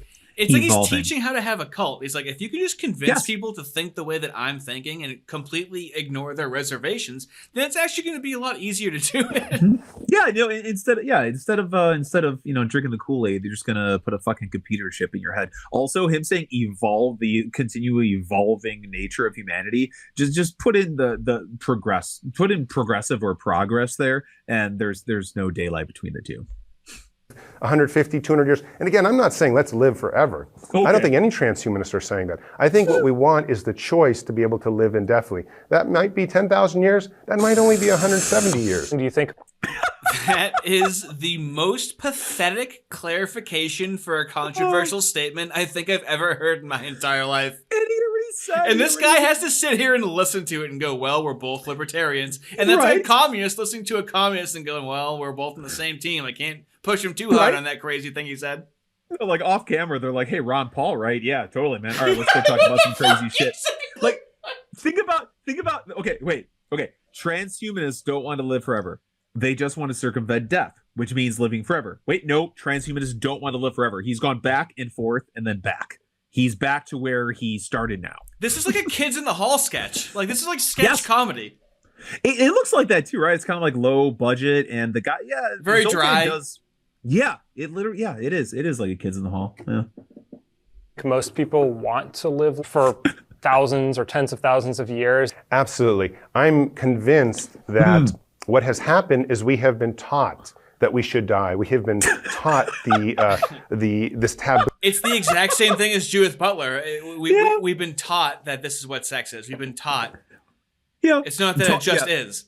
Yeah, correct. We have been able to witness the naturally occurring process of death, and that has taught us that we're going to die. Yes. Nature The body has is not a imprisoned fact. you. Everything is socially constructed. Social. Exactly. Do you see? There's Yeah. nothing like just literally just like slap a pair of tits on this guy and cut his dick off, okay? He's a fucking troon. He is a troon who doesn't know he's a troon. Oh my god, which sounds like a trans person saying to a cis person that they don't know they're trans. We really actually is. achieved the exact opposite of it. Yes. Oh man, it's a nightmare. This is my living nightmare. Taboo of living indefinitely or having too much power, because after all, except for the last few hundred years, we've been a species that's been subject to diseases and war and lots of terrible things. Once people think it through, and once people realize that this science and technology is actually here, and certainly will be here, I think, in 10, 20, 30 years when they start stopping aging and reversing aging, they're This guy has the most tenuous grasp on time I've ever heard in my entire life. He's like, yeah, it could be 150 years, 1,000 years, 10,000 years. You know, the technology can be here 10, 20, 30 years. Like, time does not exist to this man. No, it doesn't. And think about what he's saying, right? Once people understand the technology, then they'll buy into the program. But once people understand what communism is and they really understand the true arc of of history, then they'll buy into the program. They just have to understand it, and they have to, get rid of those contradictions and change material reality using their ideas. It's all I hear is communism. That's all I hear. Okay, well, he's libertarian now. I'm just confused on one part of what you said, okay? Yeah. Okay, so I need you to convince me that a man named Zoltan could possibly say that, okay? They're going to start saying, wow, this is great. Yeah, I can have multiple careers. I can have more time in my family. I can watch my kids, grow to whatever they want to do. Oh, and we talked a little bit about the... Yeah, I could watch... Yeah, that doesn't sound great. It's like, I could watch my kids die. But no, wait, my kids could also take the transhumanist pill, so then they won't die. It'll be great. He said, I can watch my kids grow to do whatever they want to do. It's like, don't we already have that? Yeah, aren't you describing what we already have? This is all based in nihilism, which just breeds hedonism. It's the all they general, want. vague, impressionistic language. Yeah, they just want to have a good time, bro. They just want to have a good time. They're just hedonists. Kind of sense of disgust or revulsion people just innately feel when they think of something that's in between human and non-human. And there's another group of people that face that in a very real way by defying categories, and that would be people in the transgender movement. And you wrote a very... Okay, so, what we've been saying isn't a coincidence, right? Mm-hmm. A lot of these things are mixed together, and when you're just someone listening to it, it just sounds crazy, right? But when we're having these conversations, it's leading to a point. Exactly, and I do love the fact that he was like, when people think of disgusting creatures, they think of transgender people. I do love that he went there immediately. Yeah, that's just chef's kiss. Very interesting article for Psychology Today about the overlap between the LGBT movement and the transhumanism. Could you explain that a little bit? Why do you see common ground there? The LGBT movement and transhumanism has kind of a common bond in fighting for basic civil rights to do what they want with their bodies. We generally call this morphological freedom. And this idea we have the right to do with, What's morphological freedom? He's about to say it, but morphological freedom is basically the idea that we are free human beings and there should be no restrictions on humans when trying to decide how to genetically alter their body. Yeah, so... Yeah, exactly. So the transhumanism, right? Because think about it, right? Transhumanism, you say transhumanism, most people aren't even going to know what it is. If you explain it to them, they're going to be like, it sounds like you're describing the plot to a bad sci-fi novel written by some crackhead in the 60s. But, hey, transgenderism, transgenderism, hey man, how do you know what a man and a woman is? The groundwork has already been laid for transhumanism through the transgender movement, which is just a Trojan horse for this lunatic's ideology. Ourselves, whatever we want, as long as it's not hurting someone. Libertarian. And so I believe that we should try to merge the movements a little bit more and use each other as a way to open up the dialogue, because the LGBT movement is also going to be changing because of transhumanism. We're moving to a world where there's going to be post-genderism. There might not be gender. There's going to be this ectogenesis concept or artificial wombs. They're going to have designer babies that might not even. It's literally the Matrix. Like, babies are batteries, it looks like. It's just a bunch of babies on screen in pods with umbilical cords and just in this like sea of liquid. And think about it. I created a 37-minute video about this using this lunatic's clip and others. And like, think about the groundwork that you have to like go through in order to really come to these conclusions and believe it. But these people just say it openly. Just openly. And it's not only that. No one can see it. Just like communism, it's invisible to the naked eye somehow. Yes. And they have the institutional backing of everybody. And they are sponsored and funded by billionaires, if not trillionaires. But don't worry about it. It's fine. Everything is fine. Everything is fine. Everything's can have a uterus in them because some women don't want to have menstrual cycles. We're getting to a world where science and technology. The body is a prison. Him saying some women don't want to have menstrual cycles, it's like, you think? What do you mean some women? That's like saying that like some guys want their balls to be inside their bodies so they're not so vulnerable sweating outside. So they're not rung like a church bell if you put your underwear on the wrong way. Like, yes, obviously there's things people would rather that don't happen, to like they don't have to go through. Yeah, and it's funny, right? Here's like sort of the communist part and the fascist part, just pantheism in general. It's all about you have to circumvent the natural world, natural reality in order to try to get your ideas across. It's exactly what he's doing here, and that's exactly what the queer plus trans cult does. It's all about circumventing the natural world, and because the world has imprisoned you, the world has imprisoned the female based on her menstrual cycle and the ability and the curse of being pregnant. Like they see there's no reason in their minds why these things shouldn't be done because there always has to be an oppressor oppressed in everything, even natural existence. And that even something that's happenstance has to have an above and below.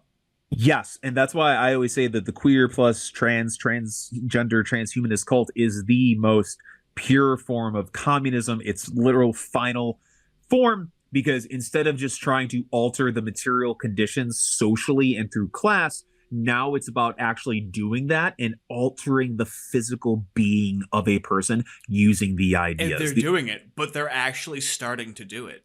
I know it is the artificial. It's not a theory. The praxis is off the chain with these people, okay? It's insane what they're doing. Yes. And if you go back and look through a lot of the people that are responsible for this movement, the thought leaders, it's basically the idea that humanity evolved to where we are. Well, hey, guess what? We've stopped evolving. But now that we know that evolution happened, it's up to us in order to evolve mankind into its next form. And then man becomes God, which is all this is. Technology could be drastically changing the human being such that the LGBT movement will have to transform itself. And frankly, it's going to become... it's going to merge in a way with transhumanism. What does the government's role and politicians' role need to be? It's going to merge with transhuman. Dude, that's such he said trans people are going to have to change themselves. He literally said that they are going to have to self-evolve, not a natural evolution process. Yes, and that's why like gender is just like, I'll say it again, like, is a Trojan horse for this concept of morphological freedom. They're already pushing it in Planned Parenthood. You don't need to get a diagnosis of gender dysphoria in order to receive hormone blockers or hormone therapy. There already is a push to have a diagnosis not required, because you shouldn't need a medical diagnosis in order to access your morphological freedom. So that blurring, that blending, that blending, that merging that he's talking about, we all are already so far beyond that, and it's already being put into practice in the real world. It happens very quickly. Yeah, or just like that. Yeah, it's crazy. It's the craziest. That's why I love it. Did you That's why I say love it's the craziest? So we're done with this video, right? Yeah. Oh. So you were saying it's the second craziest. So maybe second craziest. So, okay. So give us Judith Butler right now. Give us Zoltan, and then lead us to where we're going to go. So Judith Butler is the queer theorist, and her ideas are what is responsible for altering our institutions and mainstreaming and mainlining the idea that all of reality, especially when it becomes to being human, man and woman, is socially constructed. That's the idea, the parasite that is inside people's minds. Zoltan here is he's a part of the idea. He's a part of the idea, but he's very much about praxis, creating technology in order to try to Useful augment. idiot. Useful idiot Yes. has no idea how it's actually going to be used. It's his own selfish desire of what he wants, and he doesn't know how it's going to be abused and used against him. Exactly. So Zoltan here is providing some of the thesis, antithesis, synthesis. He's the socialist that gets killed by the communists once they gain power. Exactly. And so he's providing the transhumanist ideology, which, as we've already discussed, there's basically no daylight between transhumanist ideology and queer plus theory, other than queer plus theory is wrapped up in identity and power. So it's all about artificially evolving mankind. And what we're about to see now is the synthesis between queer, trans plus cult ideology and the transhumanist agenda, which is to artificially evolve mankind into something else and become God. Like I said, that's what's about to come up. So we watch Judith Butler. We watch Zoltan. So to really tie this up in a nice, neat little bow, now we're going to watch Margoth, the luminescent destroyer of worlds. Yeah, we'll say in quotations, Laura Jacobs. Yeah, okay, buddy. Sure. God, imagine what its neo-vagina looks like. How many views? 41 million. Only 4.3K. Isn't that weird? How do you have 41 million subscribers and 4.3? I think I might have a video on my channel that has 4.4K views. Yeah, I think you do. Well, it's funny because like this is TEDx talk, so it's like I think with this they go to the location where you are as opposed to like a grand regular TED talk. So this freaking demon monster thing got like, a lesser TED talk. It's not a full-on TED talk, but 41 million subscribers. Come on now. Well, I mean, it seems like on the back end they recorded it and they were like, oh, let's suppress this in the algorithm as quickly as humanly possible. I just can't believe they listened to this thing talk and they were like, wow, this is great, we have to publish it. This is like when a movie is terrible and then it gets dumped in January and they hope that nobody notices it. She's the Joker 2 of movies, even though that wasn't done in January, but still the point stands. Hi, my name is Laura Jacobs. By day, I'm a psychotherapist specializing in transgender and gender non-binary. By day, I'm a psycho. Yeah, right? A psycho. This thing is exploring people's their unconsciouses, and giving people advice. That's what he's doing. This thing puts the psycho rapist and psychotherapist. Issues, in LGBTQIA issues, and in gender and sexual diversity more broadly, including BDSM, non-monogamy, and... Jesus Christ. Yep, it's got a sex dungeon. That's why I know, like, a lot of these people, especially the activists, the ones who really care, are like perverted freaks. So that's why I always tell them they're going to banish them back into the sex dungeon from whence they came. Let's give this thing a microphone. Okay, here we go. Yeah. Sex workers. By night, I'm an author, I'm an activist, I'm a public speaker. Vampire. And I have other intersecting identities as well. I'm white, I'm middle class, I'm queer, I'm kinky, I'm the grandchild of Holocaust survivors. And I also identify as Oreophilic. She likes Oreos. Do you get it? Get it? Oreophilic. He likes, I love how that she had to turn eating Oreos into a paraphilia. I mean, how on brand? Like, just on brand. Well, actually, this is something that's never discussed. What is I view as the most annoying part of trans people is they get to be like cute and kitschy with what they're doing.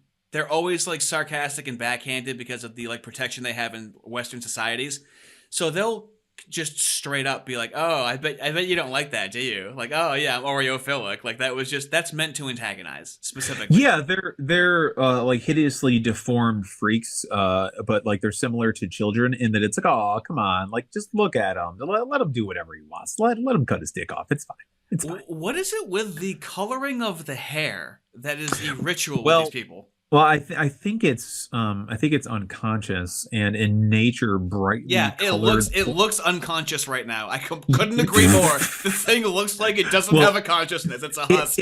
In nature, brightly colored animals, frogs, and plants is actually usually a sign that the creature or plant life is venomous and poison. So I like to think that they color their hair that way to warn us. Not if they're wearing a tie that matches the color, okay? Oh, that's true. That's true. Oh my God, this thing is the Joker. That's what it is. Oh my God. Oh my God, the stringy hair. Like, yeah, that's what we make a villain look like in a movie, not a knowledgeable person for a TED Talk. Guess what our plan is? We're gonna change the Batman's gender. Anyways, go on. Your fake laugh was my actual laugh at the same time just then. I can't wait to hear how that sounds. You don't get the joke, can email me later. The earliest known references we have to people questioning the immutability of gender actually go back to ancient Sumeria. This is over 4,000 years ago, and it's really quite... How often do we hear this with debating trans people? This is their number one go-to. They probably got it from this fucking object. And this has always existed. Whatever we're doing now has always existed. It's always rewriting history. We just didn't know with 1984 that it was going to be really faggy. Yeah, right. No, seriously. And they've existed in many forms all throughout time, unnamed until now, in which they shall rise up. Anyways, go on. It do be like that. Historically fascinating. But it's also irrelevant. Pause it. Because we are here today. See, that's perfect. Let me rewind it. Hold on. Yeah. Let me catch it again. Of gender actually go back to ancient Sumeria. This is over 4,000 years ago, and it's really quite historically fascinating. But it's also irrelevant. Oh, perfect. Because we are here today. That's why I love this person. Okay. I love this person because they dismiss with the formalities. They dismiss with the exoteric veneer of trying to justify that trans people have always existed. He literally does not care that the people who believe they're trans may or may not have existed. He knows that it's superfluous information and it means nothing. And it's just trickery to try to convince normal people that they've always existed. And this thing knows that and just dismisses it. This is one of the most honest troons that has ever existed. Except what's effective is they bring you through these string of ideas and then say it's irrelevant. Yeah. So they get you used to thinking and wiping away what you were just creatively trying to think about. Yes, and that's right what off the bat. And that's what the transhumanists do too. They Only go, trans can do that though. They're way higher in the hierarchy compared to black people. Oh my God, no, they took the torch. Oh, not even. And that's what the transhumanists do too, is they use this brain science, brain data, there's neurogenders, they use all of this, and then just like this person, turn around and say, yeah, but none of that matters. We should be able to do with our bodies what we want without regulation. And people just listen to it and go, okay, that's why it seems like a cult. Like, what about all the things they were just saying? Yeah, exactly. And we do not need to prove a legacy in order to demand respect. Gender is a fundamental aspect of the human experience and one through which we can investigate relationships, power, the body, society, history, sexuality, and... I love how it sounds bored with what it's talking about. Yeah. It's like, oh, we all know this. It's in the tone of this is all already existing. We all already know it's existed throughout history. Yep. And look how he says that all aspects of society can be viewed through a gendered lens, because this person is the unholy amalgamation of queer theory and transhumanism, so it views everything through a queer lens because all of reality is queer, all of reality is trans, so all reality must be viewed through that lens. It's just that this person is a gold mine of the movement telling on themselves. So that's a pivotal thing that you just said, where all of reality is queer. So then the normal people are in the hyper reality. The normal people are actualizing. Their normal is queer. Yes. That's the synthesis of it. Yeah. Normal reality is queer. You've just been taught to be straight. Exactly. Yeah. No, we haven't removed all the different layers of contradictions to find out what is truly normal yet. Even existential questions of meaning. Transgender and gender non-binary people are blessed with the opportunity to do this a little bit more consciously than most. They're blessed. Yep. Trans people. So when it was just LGBT, there was trans people. We were like, that's weird, but that's your individual right. That was liberalism. LGBT was liberalism. The Q plus, and sorry T, but you didn't separate yourself from the Q well enough. Yeah, and it was the Q took the T. It did, and the T was always weird. It was it was always weird. It was always a Trojan horse. I talked to a lot of gay people that thought that they didn't understand the T but went along with it. If 15 years ago. If the undergirding thrust of the T was just, well, yeah, of course we're the same sex. We just like pretending we're the other sex. If that was the case, everything goes away. Well, you see everything that is fine. Everything is fine. But those traditional trans people exist. Traditional trans people, transsexuals, they exist, and they also hate that their identity has been co-opted to make them. They don't want a spotlight on them. They just want to do their own thing, like how me and you want to do our own thing. But they're made a spectacle of. Yeah, that's why I talked to like some of the TERFs and stuff, and like some of them literally want to force people to not cross-dress, and I'm just like, well, as a liberal, I can't really buy by that. And also, like, this wasn't a problem in the 90s. Exactly. If a dude, a dude, I guarantee lots of dudes posing as women use women's restroom. Okay, sometimes they go unnoticed. If they go noticed, well, you can call the police and have them dragged out by their hair. It's the risk you take. You could handle it on an individual basis, and it can be handled culturally and societally. Yes. But what has happened is this entire movement is just Pandora's box of government mandating things, government control. Yeah, it's Pandora's box in terms of what it is unleashed upon humanity by attempting to queer all of society and humanity. So this reminds me of with classic communism, where they would it's what they did with Black Lives Matter, where they initiate and they instigate, and then once there's a response, then it's police brutality. So everything was fine when it came to trans people. It was like, whatever, there's things happen here and there. It wasn't this big cultural conversation. But then the right reacted to being like, now we need to make laws because now non-binary is trans. Now you don't need gender dysphoria. And now the right wing is bad for having a reaction to what they're doing.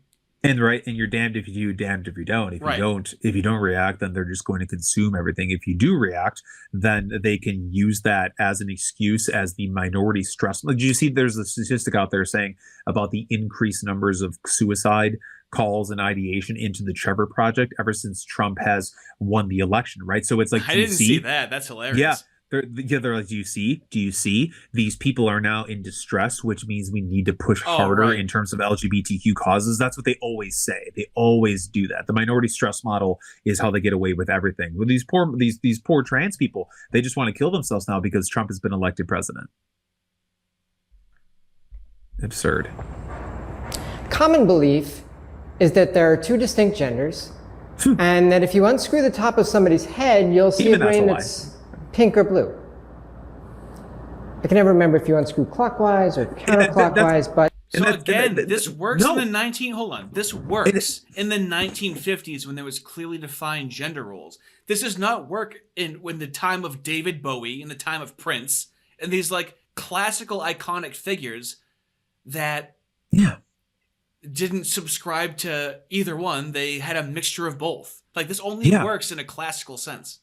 Yes, and they're so devious that they will be like, oh, there's one guy over here that's being mean to his son because he wants to wear the color pink. So in order to rectify that, we must reorder all of society and humanity around this new way of viewing the world. It has to be uniform. It has to be 100%. It has to be 100 or 0. So normal people can have a 0 and 100, and they operate in between, and it fluctuates. It's fluid, so to speak. But with them, they only operate in a binary of 0 and 100, and then they create something new, and then that operates on a 0 and 100. So they always have to have constant conflict. Oh yeah, I mean dialectics, conflict theory, it's required. I was just gonna say it's required. Yeah, that's the only way to move history forward according to them, which of course, or just be a human. That's why it's anti-human. Yes, oh, absolutely. And once again, though, there is truth to that, right? Conflict does move things forward, but it can also move things back. Right. But the prevailing theory is that in transgender people, an error occurred, creating a brain and body mismatch that can only be rectified through hormones and surgeries. Now, this has enabled countless people to live lives that are happier and more authentic, and that's pretty... So what's also true about that is any medical advancement, that whether it addresses cancer, whether somebody is missing a limb and they can put a robotic limb on, or right, like this is objectively true, but they're saying something that's objectively true through the lens in which they want to direct it. Exactly. That's like, yeah, exactly. That's like when Haas from whatever his name is, American Communist Party, from the American Communist Party, will critique society, and you're like, oh, good points and stuff. Okay, but where are you pushing us towards? Right? That's they've already, they're using inductive manipulation in order to push us towards something by accurately critiquing society, which is exactly what Marx did.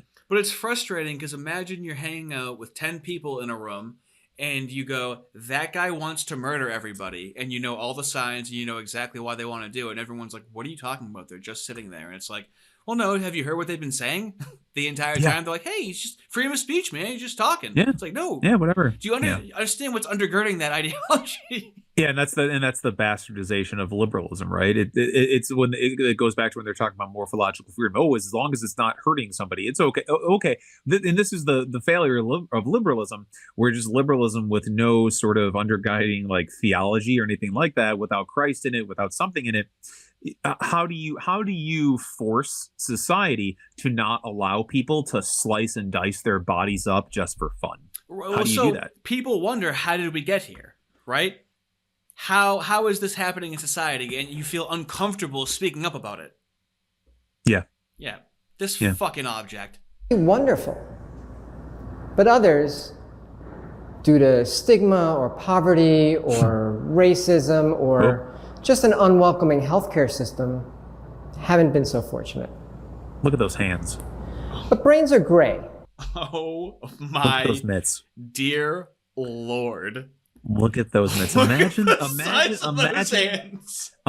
that thing just cranking on your pecker. Imagine what that would feel like. Like, it wouldn't fit. There's so much space left. Yeah. It's my dick can't fill those hands. My dick cannot fill those hands.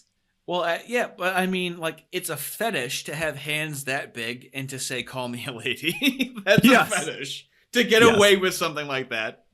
Yeah. And the science behind the gender binary is ambiguous. To me, this narrative of born in the wrong body... That's what it was. 41 million subscribers, and then the fucking thing is like, the science is ambiguous. They were like, let's give this 4,000 views. Yeah, I'm done. Also, it is hilarious his phrasing, the behind the gender binary, assuming, trying to associate gender right here, conflating it with sex, saying the gender binary instead of the sex binary, just more dialectical conflating lies. It's a narrative of brokenness and victimization which characterizes us as subject to some greater force, whether genetics or a deity against which we're powerless. It means we are damaged and in need of repair, and it polices heteronormativity, and I simply cannot accept this about myself. I also important. Can't accept... Wait, hold on. What does it mean when it says, I simply cannot accept this about myself? You know what? I think this guy's having a pretty hard time not accepting some things about himself. Wouldn't you say? So, like, how do you say all... Like, it says all of this, I refuse to call it a guy. It says all of this in general and then ends it with, I can't accept this about myself. How is it not brazenly obvious where this mental illness is coming from? I know, and what he said is so important because because the thrust of this ideology is not that you were born in the wrong body. It's that these societal constrictions have been placed upon you and you've been imprisoned in them, so you have to alleviate yourself from them by destroying all distinctions that society has placed upon you. So that people always like, oh, trans people born in the wrong body, trans people born in the wrong body. Once again, that's one step behind in the revolution. This thing is already onto the next dialectical turn of the revolution by stating, no, it's not about being born in the wrong body, it's about becoming who you actually are. This thing gives it away every time. That's how you drive it forward. So that actually makes sense, yeah. That this is the only narrative that society seems to find acceptable, or that outsiders have decided they have the authority to define our identities in ways that put their comfort ahead of our own. Now, that spin is what is pure antagonization, where it's like, oh, this makes you uncomfortable. And it's like, yes. You mutilating yourselves and then looking like a put together at the last minute 8th grade science project, and I'm supposed to look at you and go, oh no, that's completely comfortable. That's the normalization and demoralization that they're trying to do. This makes you uncomfortable? Yeah. It's a kid's paper mache volcano project with purple dye inside of it is what's happening. That's what's happening up there. This volcano is a lady. Now, I identify as trans and genderqueer, and to me that means I like to play with gender, I like to problematize gender. There it is. I like to they like to make it a problem. Yep. It's a problem. Yep. She is conflict theorying. He is conflict theorying his own mind constantly. It's just constant revolution inside of its head, moving into a new synthesis of what gender is or is not. And everything has to be a problem is inherently female, inherently fucking feminine at the end of the day. I'm sorry. You can't just sit there and be fine and be content, okay? Well, men like solving problems, so we enjoy problems. We do want the problems to go away. But yeah, I understand. Right, and then the right wing is trying to solve these crazy female communist problems, and it's like, hold on. You gotta be like me and Patrick. You gotta be a little faggy to understand what it's like, okay? Exactly. Just a little bit. To confront gender norms in how I present and how I move through the world. I feel female and male. I feel both and neither one. And so many of the labels that we use in this area feel equally authentic and inauthentic. This entire thing is a performance. It's acting like it's thinking of what it's going to say next, right? But it's so inorganic. Oh, yeah, absolutely. This thing has definitely practiced this in the mirror inside of the sex dungeon. That's how it sounds. Yeah, it's all orchestrated. And I simply can't tell when one gender ends and another begins. Ouroboros.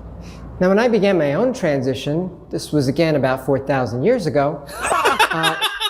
It's old. Look how 4,000 views. Dude, I swear to God, there was a higher up that was like, hey, I'm being told by other higher ups, I gotta let this thing on. So, 41 million subs. But come on. It has 4,000 views. And after it was recorded, they were like, we have to release it. But come on, look how human he is. He's so affable. He eats Oreos and makes jokes about it. He's old. He's just so affable. Really, he's really bringing it home as a human being here. The way its hands are positioned right now, you could easily fit 2 whole bananas in each hand with room. It would fall through. The bananas would just fall through.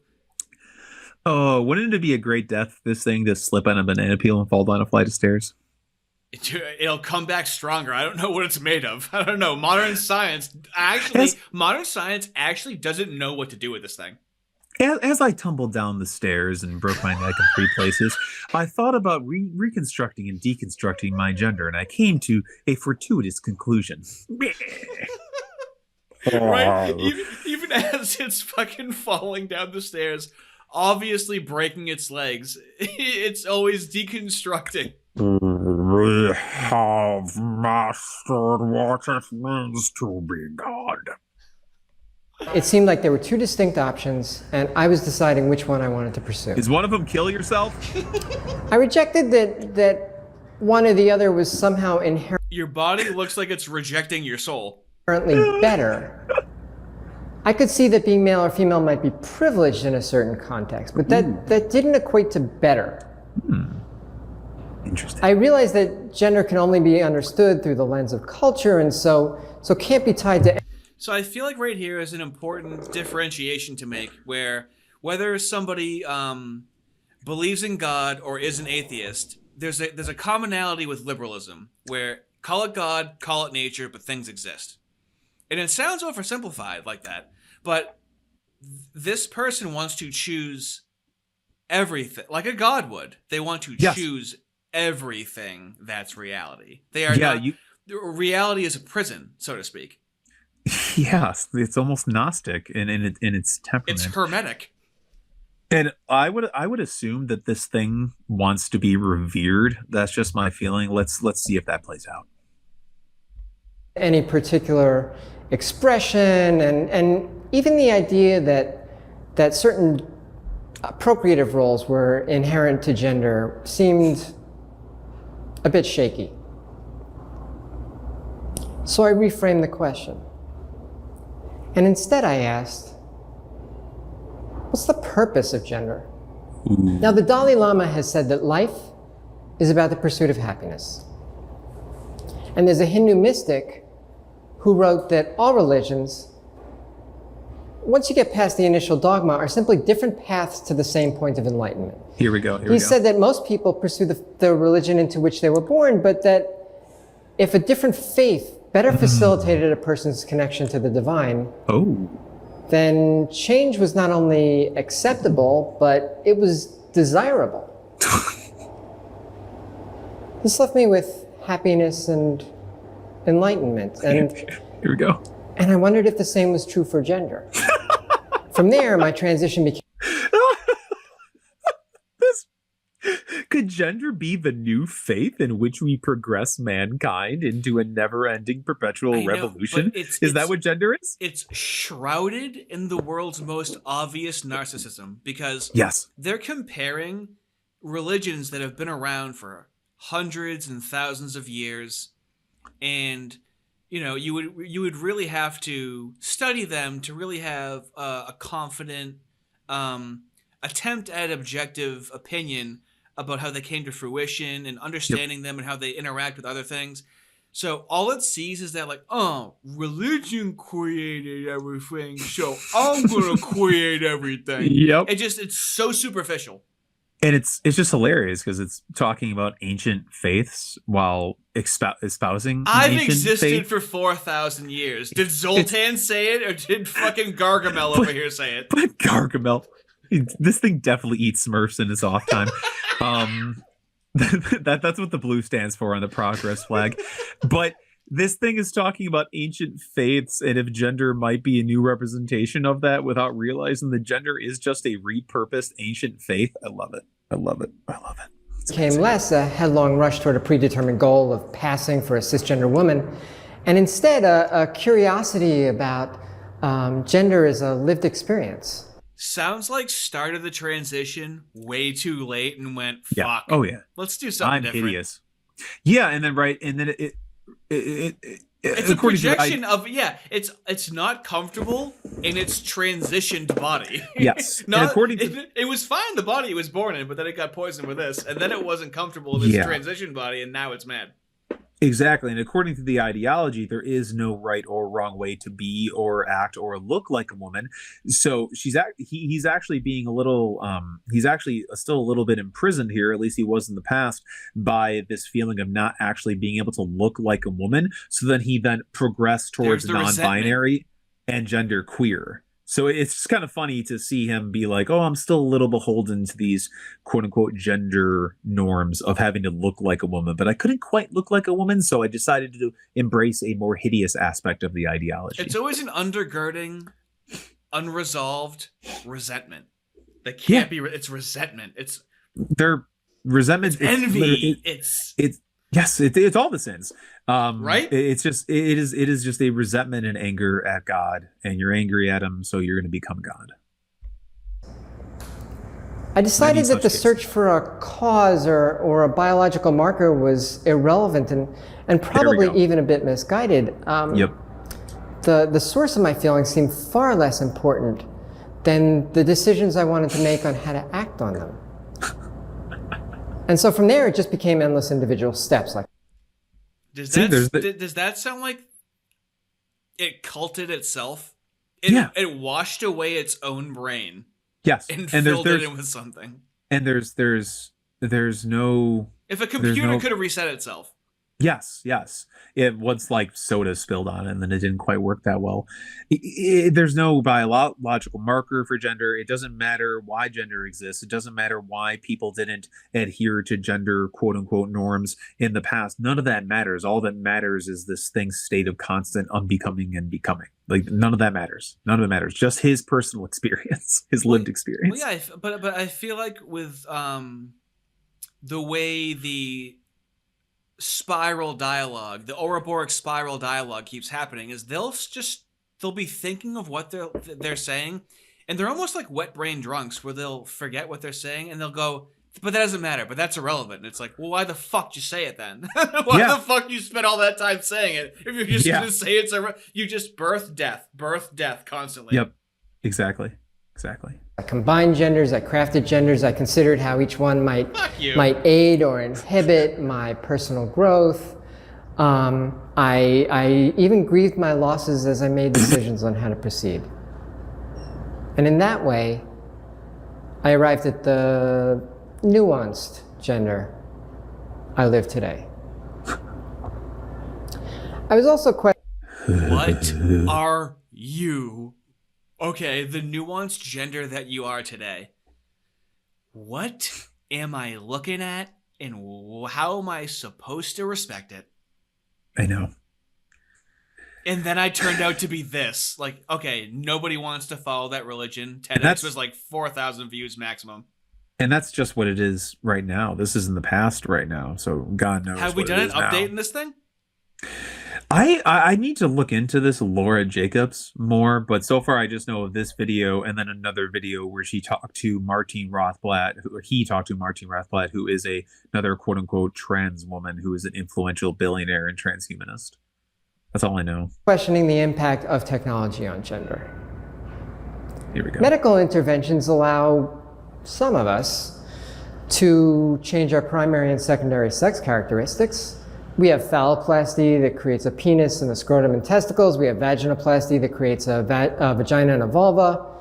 We have chest masculinization and breast augmentation, all of which create bodies that are readable to outsiders, but it's clear that cisgender bodies are still the reference point. Oh my God.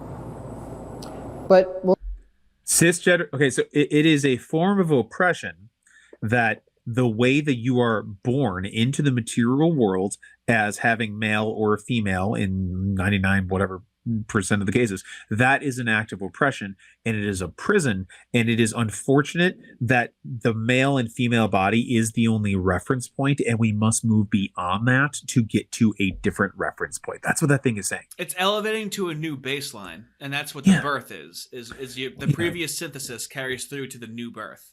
Yes, and he's literally just saying, all he's doing is saying that he's going to consume nature by being able to no longer come from just a traditional male or female perspective when it comes to genitalia and body markers. Well, when it comes to genitalia, there's penis and there's vagina, Patrick. Okay, buddy? Yeah, unless they... You're getting a little weird about okay, we've heard of a lot of crazy things tonight, and unless these lunatics fully master the human genome, and then they could just create whatever they want. They won't even look human. Yeah, but why would you want to do that with your genitals? Why would you want to do that? If you're concerned about why you want to do with your genitals and you think that's weird, he might even say something stranger next. What? He might. Will technology give us options that are artistic and creative? Artificial limbs even now can transmit rudimentary sensory data back to the wearer. And it seems to me that a fully functional, artificial, sensate penis is maybe not that... Sensei? A sensei penis? Sense8 penis, I think. Okay. Fully able to sense. I'm sorry. Far off. But Do we have to stick to penis and vagina norms? Can we have genitalia that look like flowers or abstract sculpture? Wait. Let it play for just like 5 more seconds. Can we have multiple? Can they be interchangeable? And what about other areas of the body? There we go. Now, communication is another form of technology. You take a dick and you put it on your shoulder, and then you have a dick shoulder. That's what this person wants. Yeah, right. But I don't know. Like, I remember having like funny conversations when I was like 6 or 7 years old that were just purely idealistic. Yeah. And like, dude, what if your dick could be like a flower? Like, or a piece of abstract art. Whoa, man. Do you think this thing has removed one of its ribs so it could suck its own neopenis yet? No, it just crushes its own ribs to do it. It doesn't even, it can't feel anything. It can't feel anything anymore. You think that thing can feel pain? That's what happens in the sex. It would suck to have to fight this thing because you'd punch it in the face and it would go harder, and you go, ew, fucking you win, get away from me. That's where this thing is at, dude. This thing is an actual demon. Well, yeah, it's a Terminator demon. Well, maybe they're onto something. They're indestructible. Technology that shapes our identities through access to the internet and media. And we may soon have technologies that allow us to engage even more immersively. Ooh, what movement would that be? Now, there are many different visions of what a transhumanist future might look like. Some are very Eurocentric.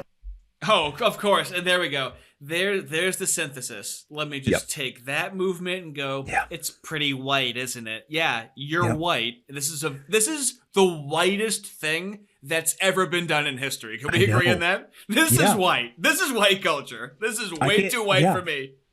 Legit, and it's funny because please make fun of me for being shitty at dancing. Don't make fun of me for this. This hurts. This hurts me.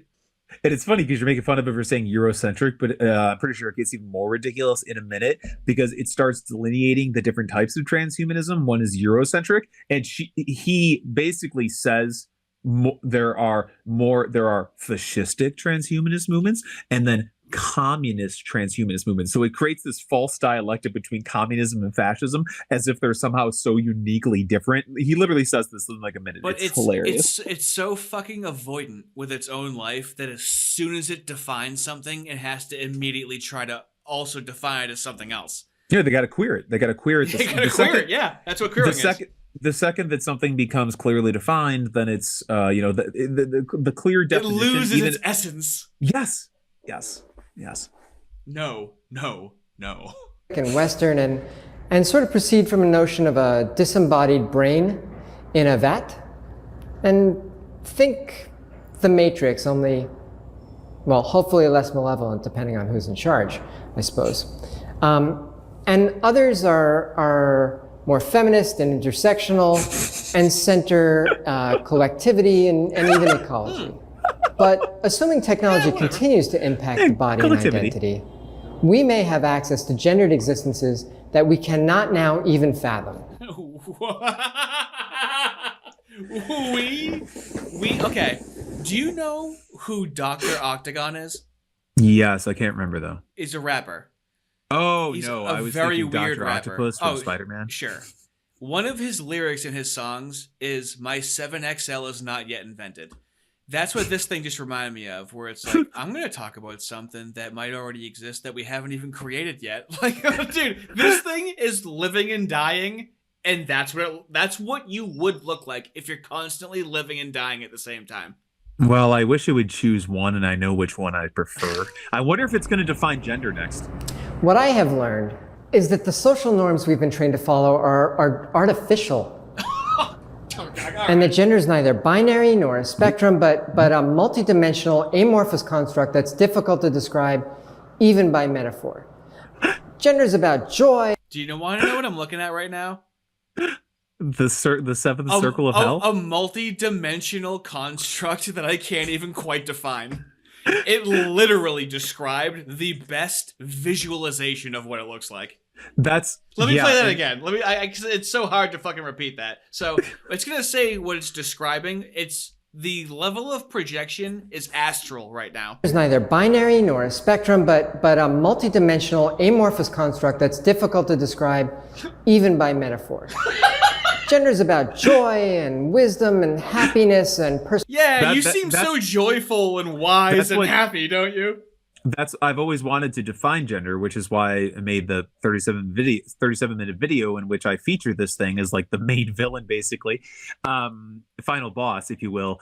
And when he said that you can't even describe it by metaphor, that's why I was like, okay, challenge accepted. Thank you, Laura Jacobs, for this 37-minute video I created. Laura Jacobs. Yeah, Laura Jacobs. Oh, I thought you said Lord Jacobs. Oh no! Because it honestly looks like a Harry Potter villain, like it's Lord Jacobs. It really does. The stringy hair is something that's created for villains. Where do you think this thing has hit its 7 Horcruxes? That's what I want to know. I don't know if you know that Voldemort reference. Personal growth and enlightenment, and we can embody our genders in empowered acts of self-creation. Self-creation. Whoa, wait a minute. Self-creation. Wait a minute. We can embody our genders, so the gender presupposes the human body. Yeah. We can, not our gender is going to enter our body. We are going to leave our body to go to the gender. And yes, that's an amazing point. And think about it. This is all based in idealism, which just goes back to different esoteric cults, based in pantheism, in that we all come from one source. The divide between the world as is above, the world that is below. The fact that gender presupposes the material body means that gender, or the idealistic world, is the true reality. And we basically need to circumvent the natural world in order to achieve that true reality. The trans community is increasingly determined to make sure that everyone has access to the full multiplicity of genders, and that all are valid and valued. I believe that gender can be a choice, and that gender, right there, like so much of the human experience, is infinite. Infinite. My community is under siege. Increasing numbers. All right, so gender is infinite. So, Patrick, imagine you're in a community, okay? Okay, I'm closing my eyes. No, fucking open them. That's your community. Imagine that's your this thing is like, you're a part of this thing's community, and it's like, listen, my community's under attack. I would go, I don't think I'm under attack. I think I want to do the opposite thing, whatever that thing is fucking saying right now. Yeah, how can I destroy the drawbridge that is keeping me out of your castle and lay siege to it, lady? It has stringy Joker hair. Yeah. Yeah, it's all greasy and it's unkempt. The way it's talking, though, it's like, it's performative. It definitely rehearsed it in the mirror and, shucks, and then I'm going to seem like I'm thinking. It's very calculated. And that makes sense, too, because this person believes the gender and reality is performative. So it's consciously aware that it is performative and constantly changing. So everything this person is going to do is performative, because he, by definition of his own theology, cannot be himself, because he doesn't actually think there is a true self. He just thinks it's all socially constructed. And if you get rid of those, then you can become your true self, which is, because you're trying to enter the gender, which is another step toward God. Yes. It's not God itself; it's another step toward God. Yes, and the second you finally embrace what your actual gender is and do away with those social constructs, is just the queer trans plus way of saying that you enter into the communist utopia. At that point, it's all sunshine and rainbows and dildos. Of transgender and gender non-binary people are coming out. And yet we are seeing an unprecedented physical and political backlash from those who would turn this world into a cisgender, white supremacist patriarchy in which trans people, queer people, people of color, Jews, Muslims, immigrants, and so many other marginalized groups simply did not exist. Everyone's a part of the revolution. Everyone's a part of the revolution. Yeah, it sounds like they're trying to make us a minority.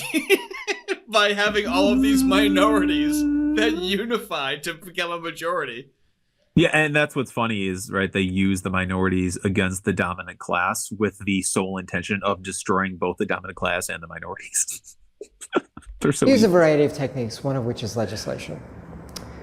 These papers are often considered to be methodologically atrocious, to have conclusions drawn on little to no data, or to skew what data does exist. And many people contend that these authors proceed from an overt anti-trans bias. I can't believe that many people contend that. Well, guess what, Frankenstein's monster? Way more people contend against whatever the fuck I'm looking at right now. How is that even? They're acting like it's a fact. Well, many people say that like, The entire left right now is what a boomer is. All of the left are boomers. They don't know how to, like, organically. The most previous election has made everyone on the left not know how to connect with people, where after they lost the popular vote, they're like, how do we connect to the youths? Like, how old are you? It's 2024, you don't know how to connect with people? How do you connect with humans and humanity if your humanity is being stripped away and you can't accurately perceive reality? You're just going to sound like a crazy person, like some lunatic that takes a bunch of Adderall and THC and starts thinking he's Jesus or something. These papers taken together are seen as transphobia masquerading as science, and are part of a legacy of promoting fear and doubt, all to limit access to care. Yeah, we all know when we have a scientific inquiry, a valid logical response is you're just scared. They're literally mixing emotion with science. Like, there's no such thing as transphobia in science. It is true or it is false, and it's replicable. The trans experiment is not very good at replicating, okay? I just love that they say, oh, you're a bigot and you're just scary. You need to talk to a trans person. That's like saying you need to talk to a schizophrenic person. I am a bigot. Believe what they say. I am scared, but I don't need to talk to a trans person. 2 out of 3 ain't bad, Meatloaf once said, okay? I actually don't have to talk to a trans person. That song is off of my favorite Meatloaf album, his self-titled debut. It's such a good album. Cryptically cisgendered. Some states will go so far as to criminalize the provision of trans-related healthcare to anyone under 18, imposing severe fines and even incarceration, not just on the medical providers, but on teachers, on school nurses, on sports coaches, religious figures, and on any mandated reporter that fails to contact the authorities, even when everyone is supportive. In some states... Can you believe that the first Republican president in history fought against slavery even though everybody was supportive? But everyone's supportive. It's the rule of the majority. That's all they care about. I don't even know what you're saying, because right now I just have "I would do anything for love" in my head. Anyways, continue. Meatloaf. No. Parents supportive of their trans youth would legally be deemed child abusers. Now, this goes against all the legitimate research we have and every major medical association, but that is how far they would go to limit trans lives. Let's go. And many seem eager to go even further. Yes.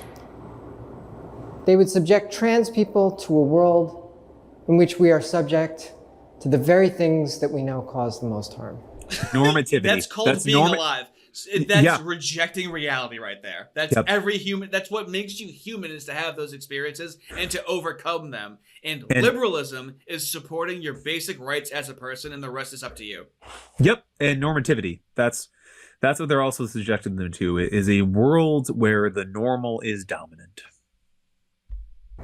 I can show you study after study after study after study after study, dozens, if not hundreds, all of which are rigorously sound and document the exact same thing, that the negative outcomes that we sometimes see in these communities are not due to being trans, they're due to being trans in a hostile environment. Minority stress model. Affirmative approach. So, this is the most elite narcissism that history has ever created. Acting like no one else in history has ever had it way worse than thinking that you're the opposite gender, okay? Yep. Yeah, absolutely. Yeah. Approaches in which an individual's self-reported identity and gender are respected, and where the individual's... Nope, fuck you. You can't have oppression and be... what was it? Self-appointed? What was it? I think self-identify. You can't have self-identify and be oppressed. Identity and gender are respected, and where the individual is given the freedom to explore without due to being trans in a hostile environment. Affirmative approaches in which an individual's self-reported identity and gender are respected, and where the individual is given... You cannot have self-reported and oppressed coexist. Well, but it's a synthesis, and it's what we're going through now. But logically, those two things cannot coexist. Yeah, and they just don't. They don't care. They don't care the way they're restructuring society. They don't care how it affects anyone else. It it is, I mean, like you're saying, elite narcissism. Yes. This is like, I mean, it is like top shelf narcissism. You want to know what's funny? They call it late stage capitalism. This is late stage communism. With what they think capitalism is going to die in late stage capitalism, this is late stage communism, and it's dying. It's dying off. Yes, it's I mean, hopefully it does happen, and they sterilize themselves out of existence, which is sad because they're humans and they all have souls and are God's children, but their souls have been corrupted. Given the freedom to explore without judgment, are fully evidence-based and show dramatic reductions in just about everything we can measure, from depression to anxiety to smoking to obesity to substance use and substance abuse to self-harm, and maybe most importantly, to suicide. Create a world in which we're safe and we can thrive. Here it comes. That shouldn't be a surprise to anyone. Tolerate us? Accept us? You should revere us. We're confronting boundaries and deconstructing assumptions made by history. Why does this look like an anti-smoking PSA from the 90s right now? Look at its hand. And he's like, listen, being transphobic isn't cool. Dare to stay off drugs unless they're puberty blockers. Like, you should revere us. They're deconstructing norms and pushing boundaries that no one else has ever done. This person actually believes that he is the God man and should be revered for ushering humanity into our next evolutionary stage, which he says in a minute. Peculiar how all of a sudden for this scene, it's in front of an emergency exit only door and it's in the fucking way. Yeah, symbolically, like, if you want to leave, you have to get through me. In which I would say, I would do that even if the door wasn't there. Yes, preferably with bear mace. In society, and we are evolving gender into something wondrous. Evolving. We hope the world will learn from our wisdom, but our very presence demonstrates the immeasurable potential for human existence. This next part terrifies me. I know that many would fear the genderqueer planet we represent. But we are here, we are trans and non-binary and genderqueer, and to all those opposed out there, I say, it's about time you got used to it. Never. Thank you. The genderqueer planet that they represent. Oh my God. I just can't believe it's real. It actually feels as if we are living out some strange Lovecraftian horror film mixed with a sci-fi film. I hate that it has...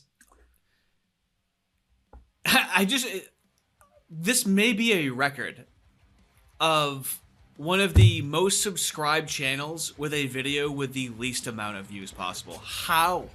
Yeah. How is it? It's been suppressed. Isn't that incredible? Yeah. You would think this is everywhere, right? And you have to think about this, right? Okay, so yeah, it's been suppressed. Okay, but this thing is chosen as a representative of the true theology behind trans. That's why I said I love this person. I love this video. It gets all of the pomp and circumstance, all that nonsense out of the way, and just gets right down to the crux of it. That they believe they're God, that they're not born in the wrong bodies, the science doesn't matter, nothing matters. All that matters is just constantly evolving yourself into something, and they're using the concept of gender in order to do it. I always say that gender has nothing to do with man or woman. Their concept of gender has nothing to do with man or woman, except for the fact that gender sprung from man and woman based on sex-based roles and stereotypes. It is a nebulous concept that is being used to alter people's bodies, to basically prove these people's theology and like end of the world eschatological view, while at the same time proving their cosmology of how the world was created to bring about the end of the world. And that sounds absurd. That is the craziest sentence I think I've ever said in my entire life, but that's just what it is. It just is what it is, and I'm done with it. Harvey, I'm done with it. Perfect. Right? Yeah, right? Yeah, nailed it. I was just going to try to introduce that as an ending. Yes! And that was perfect.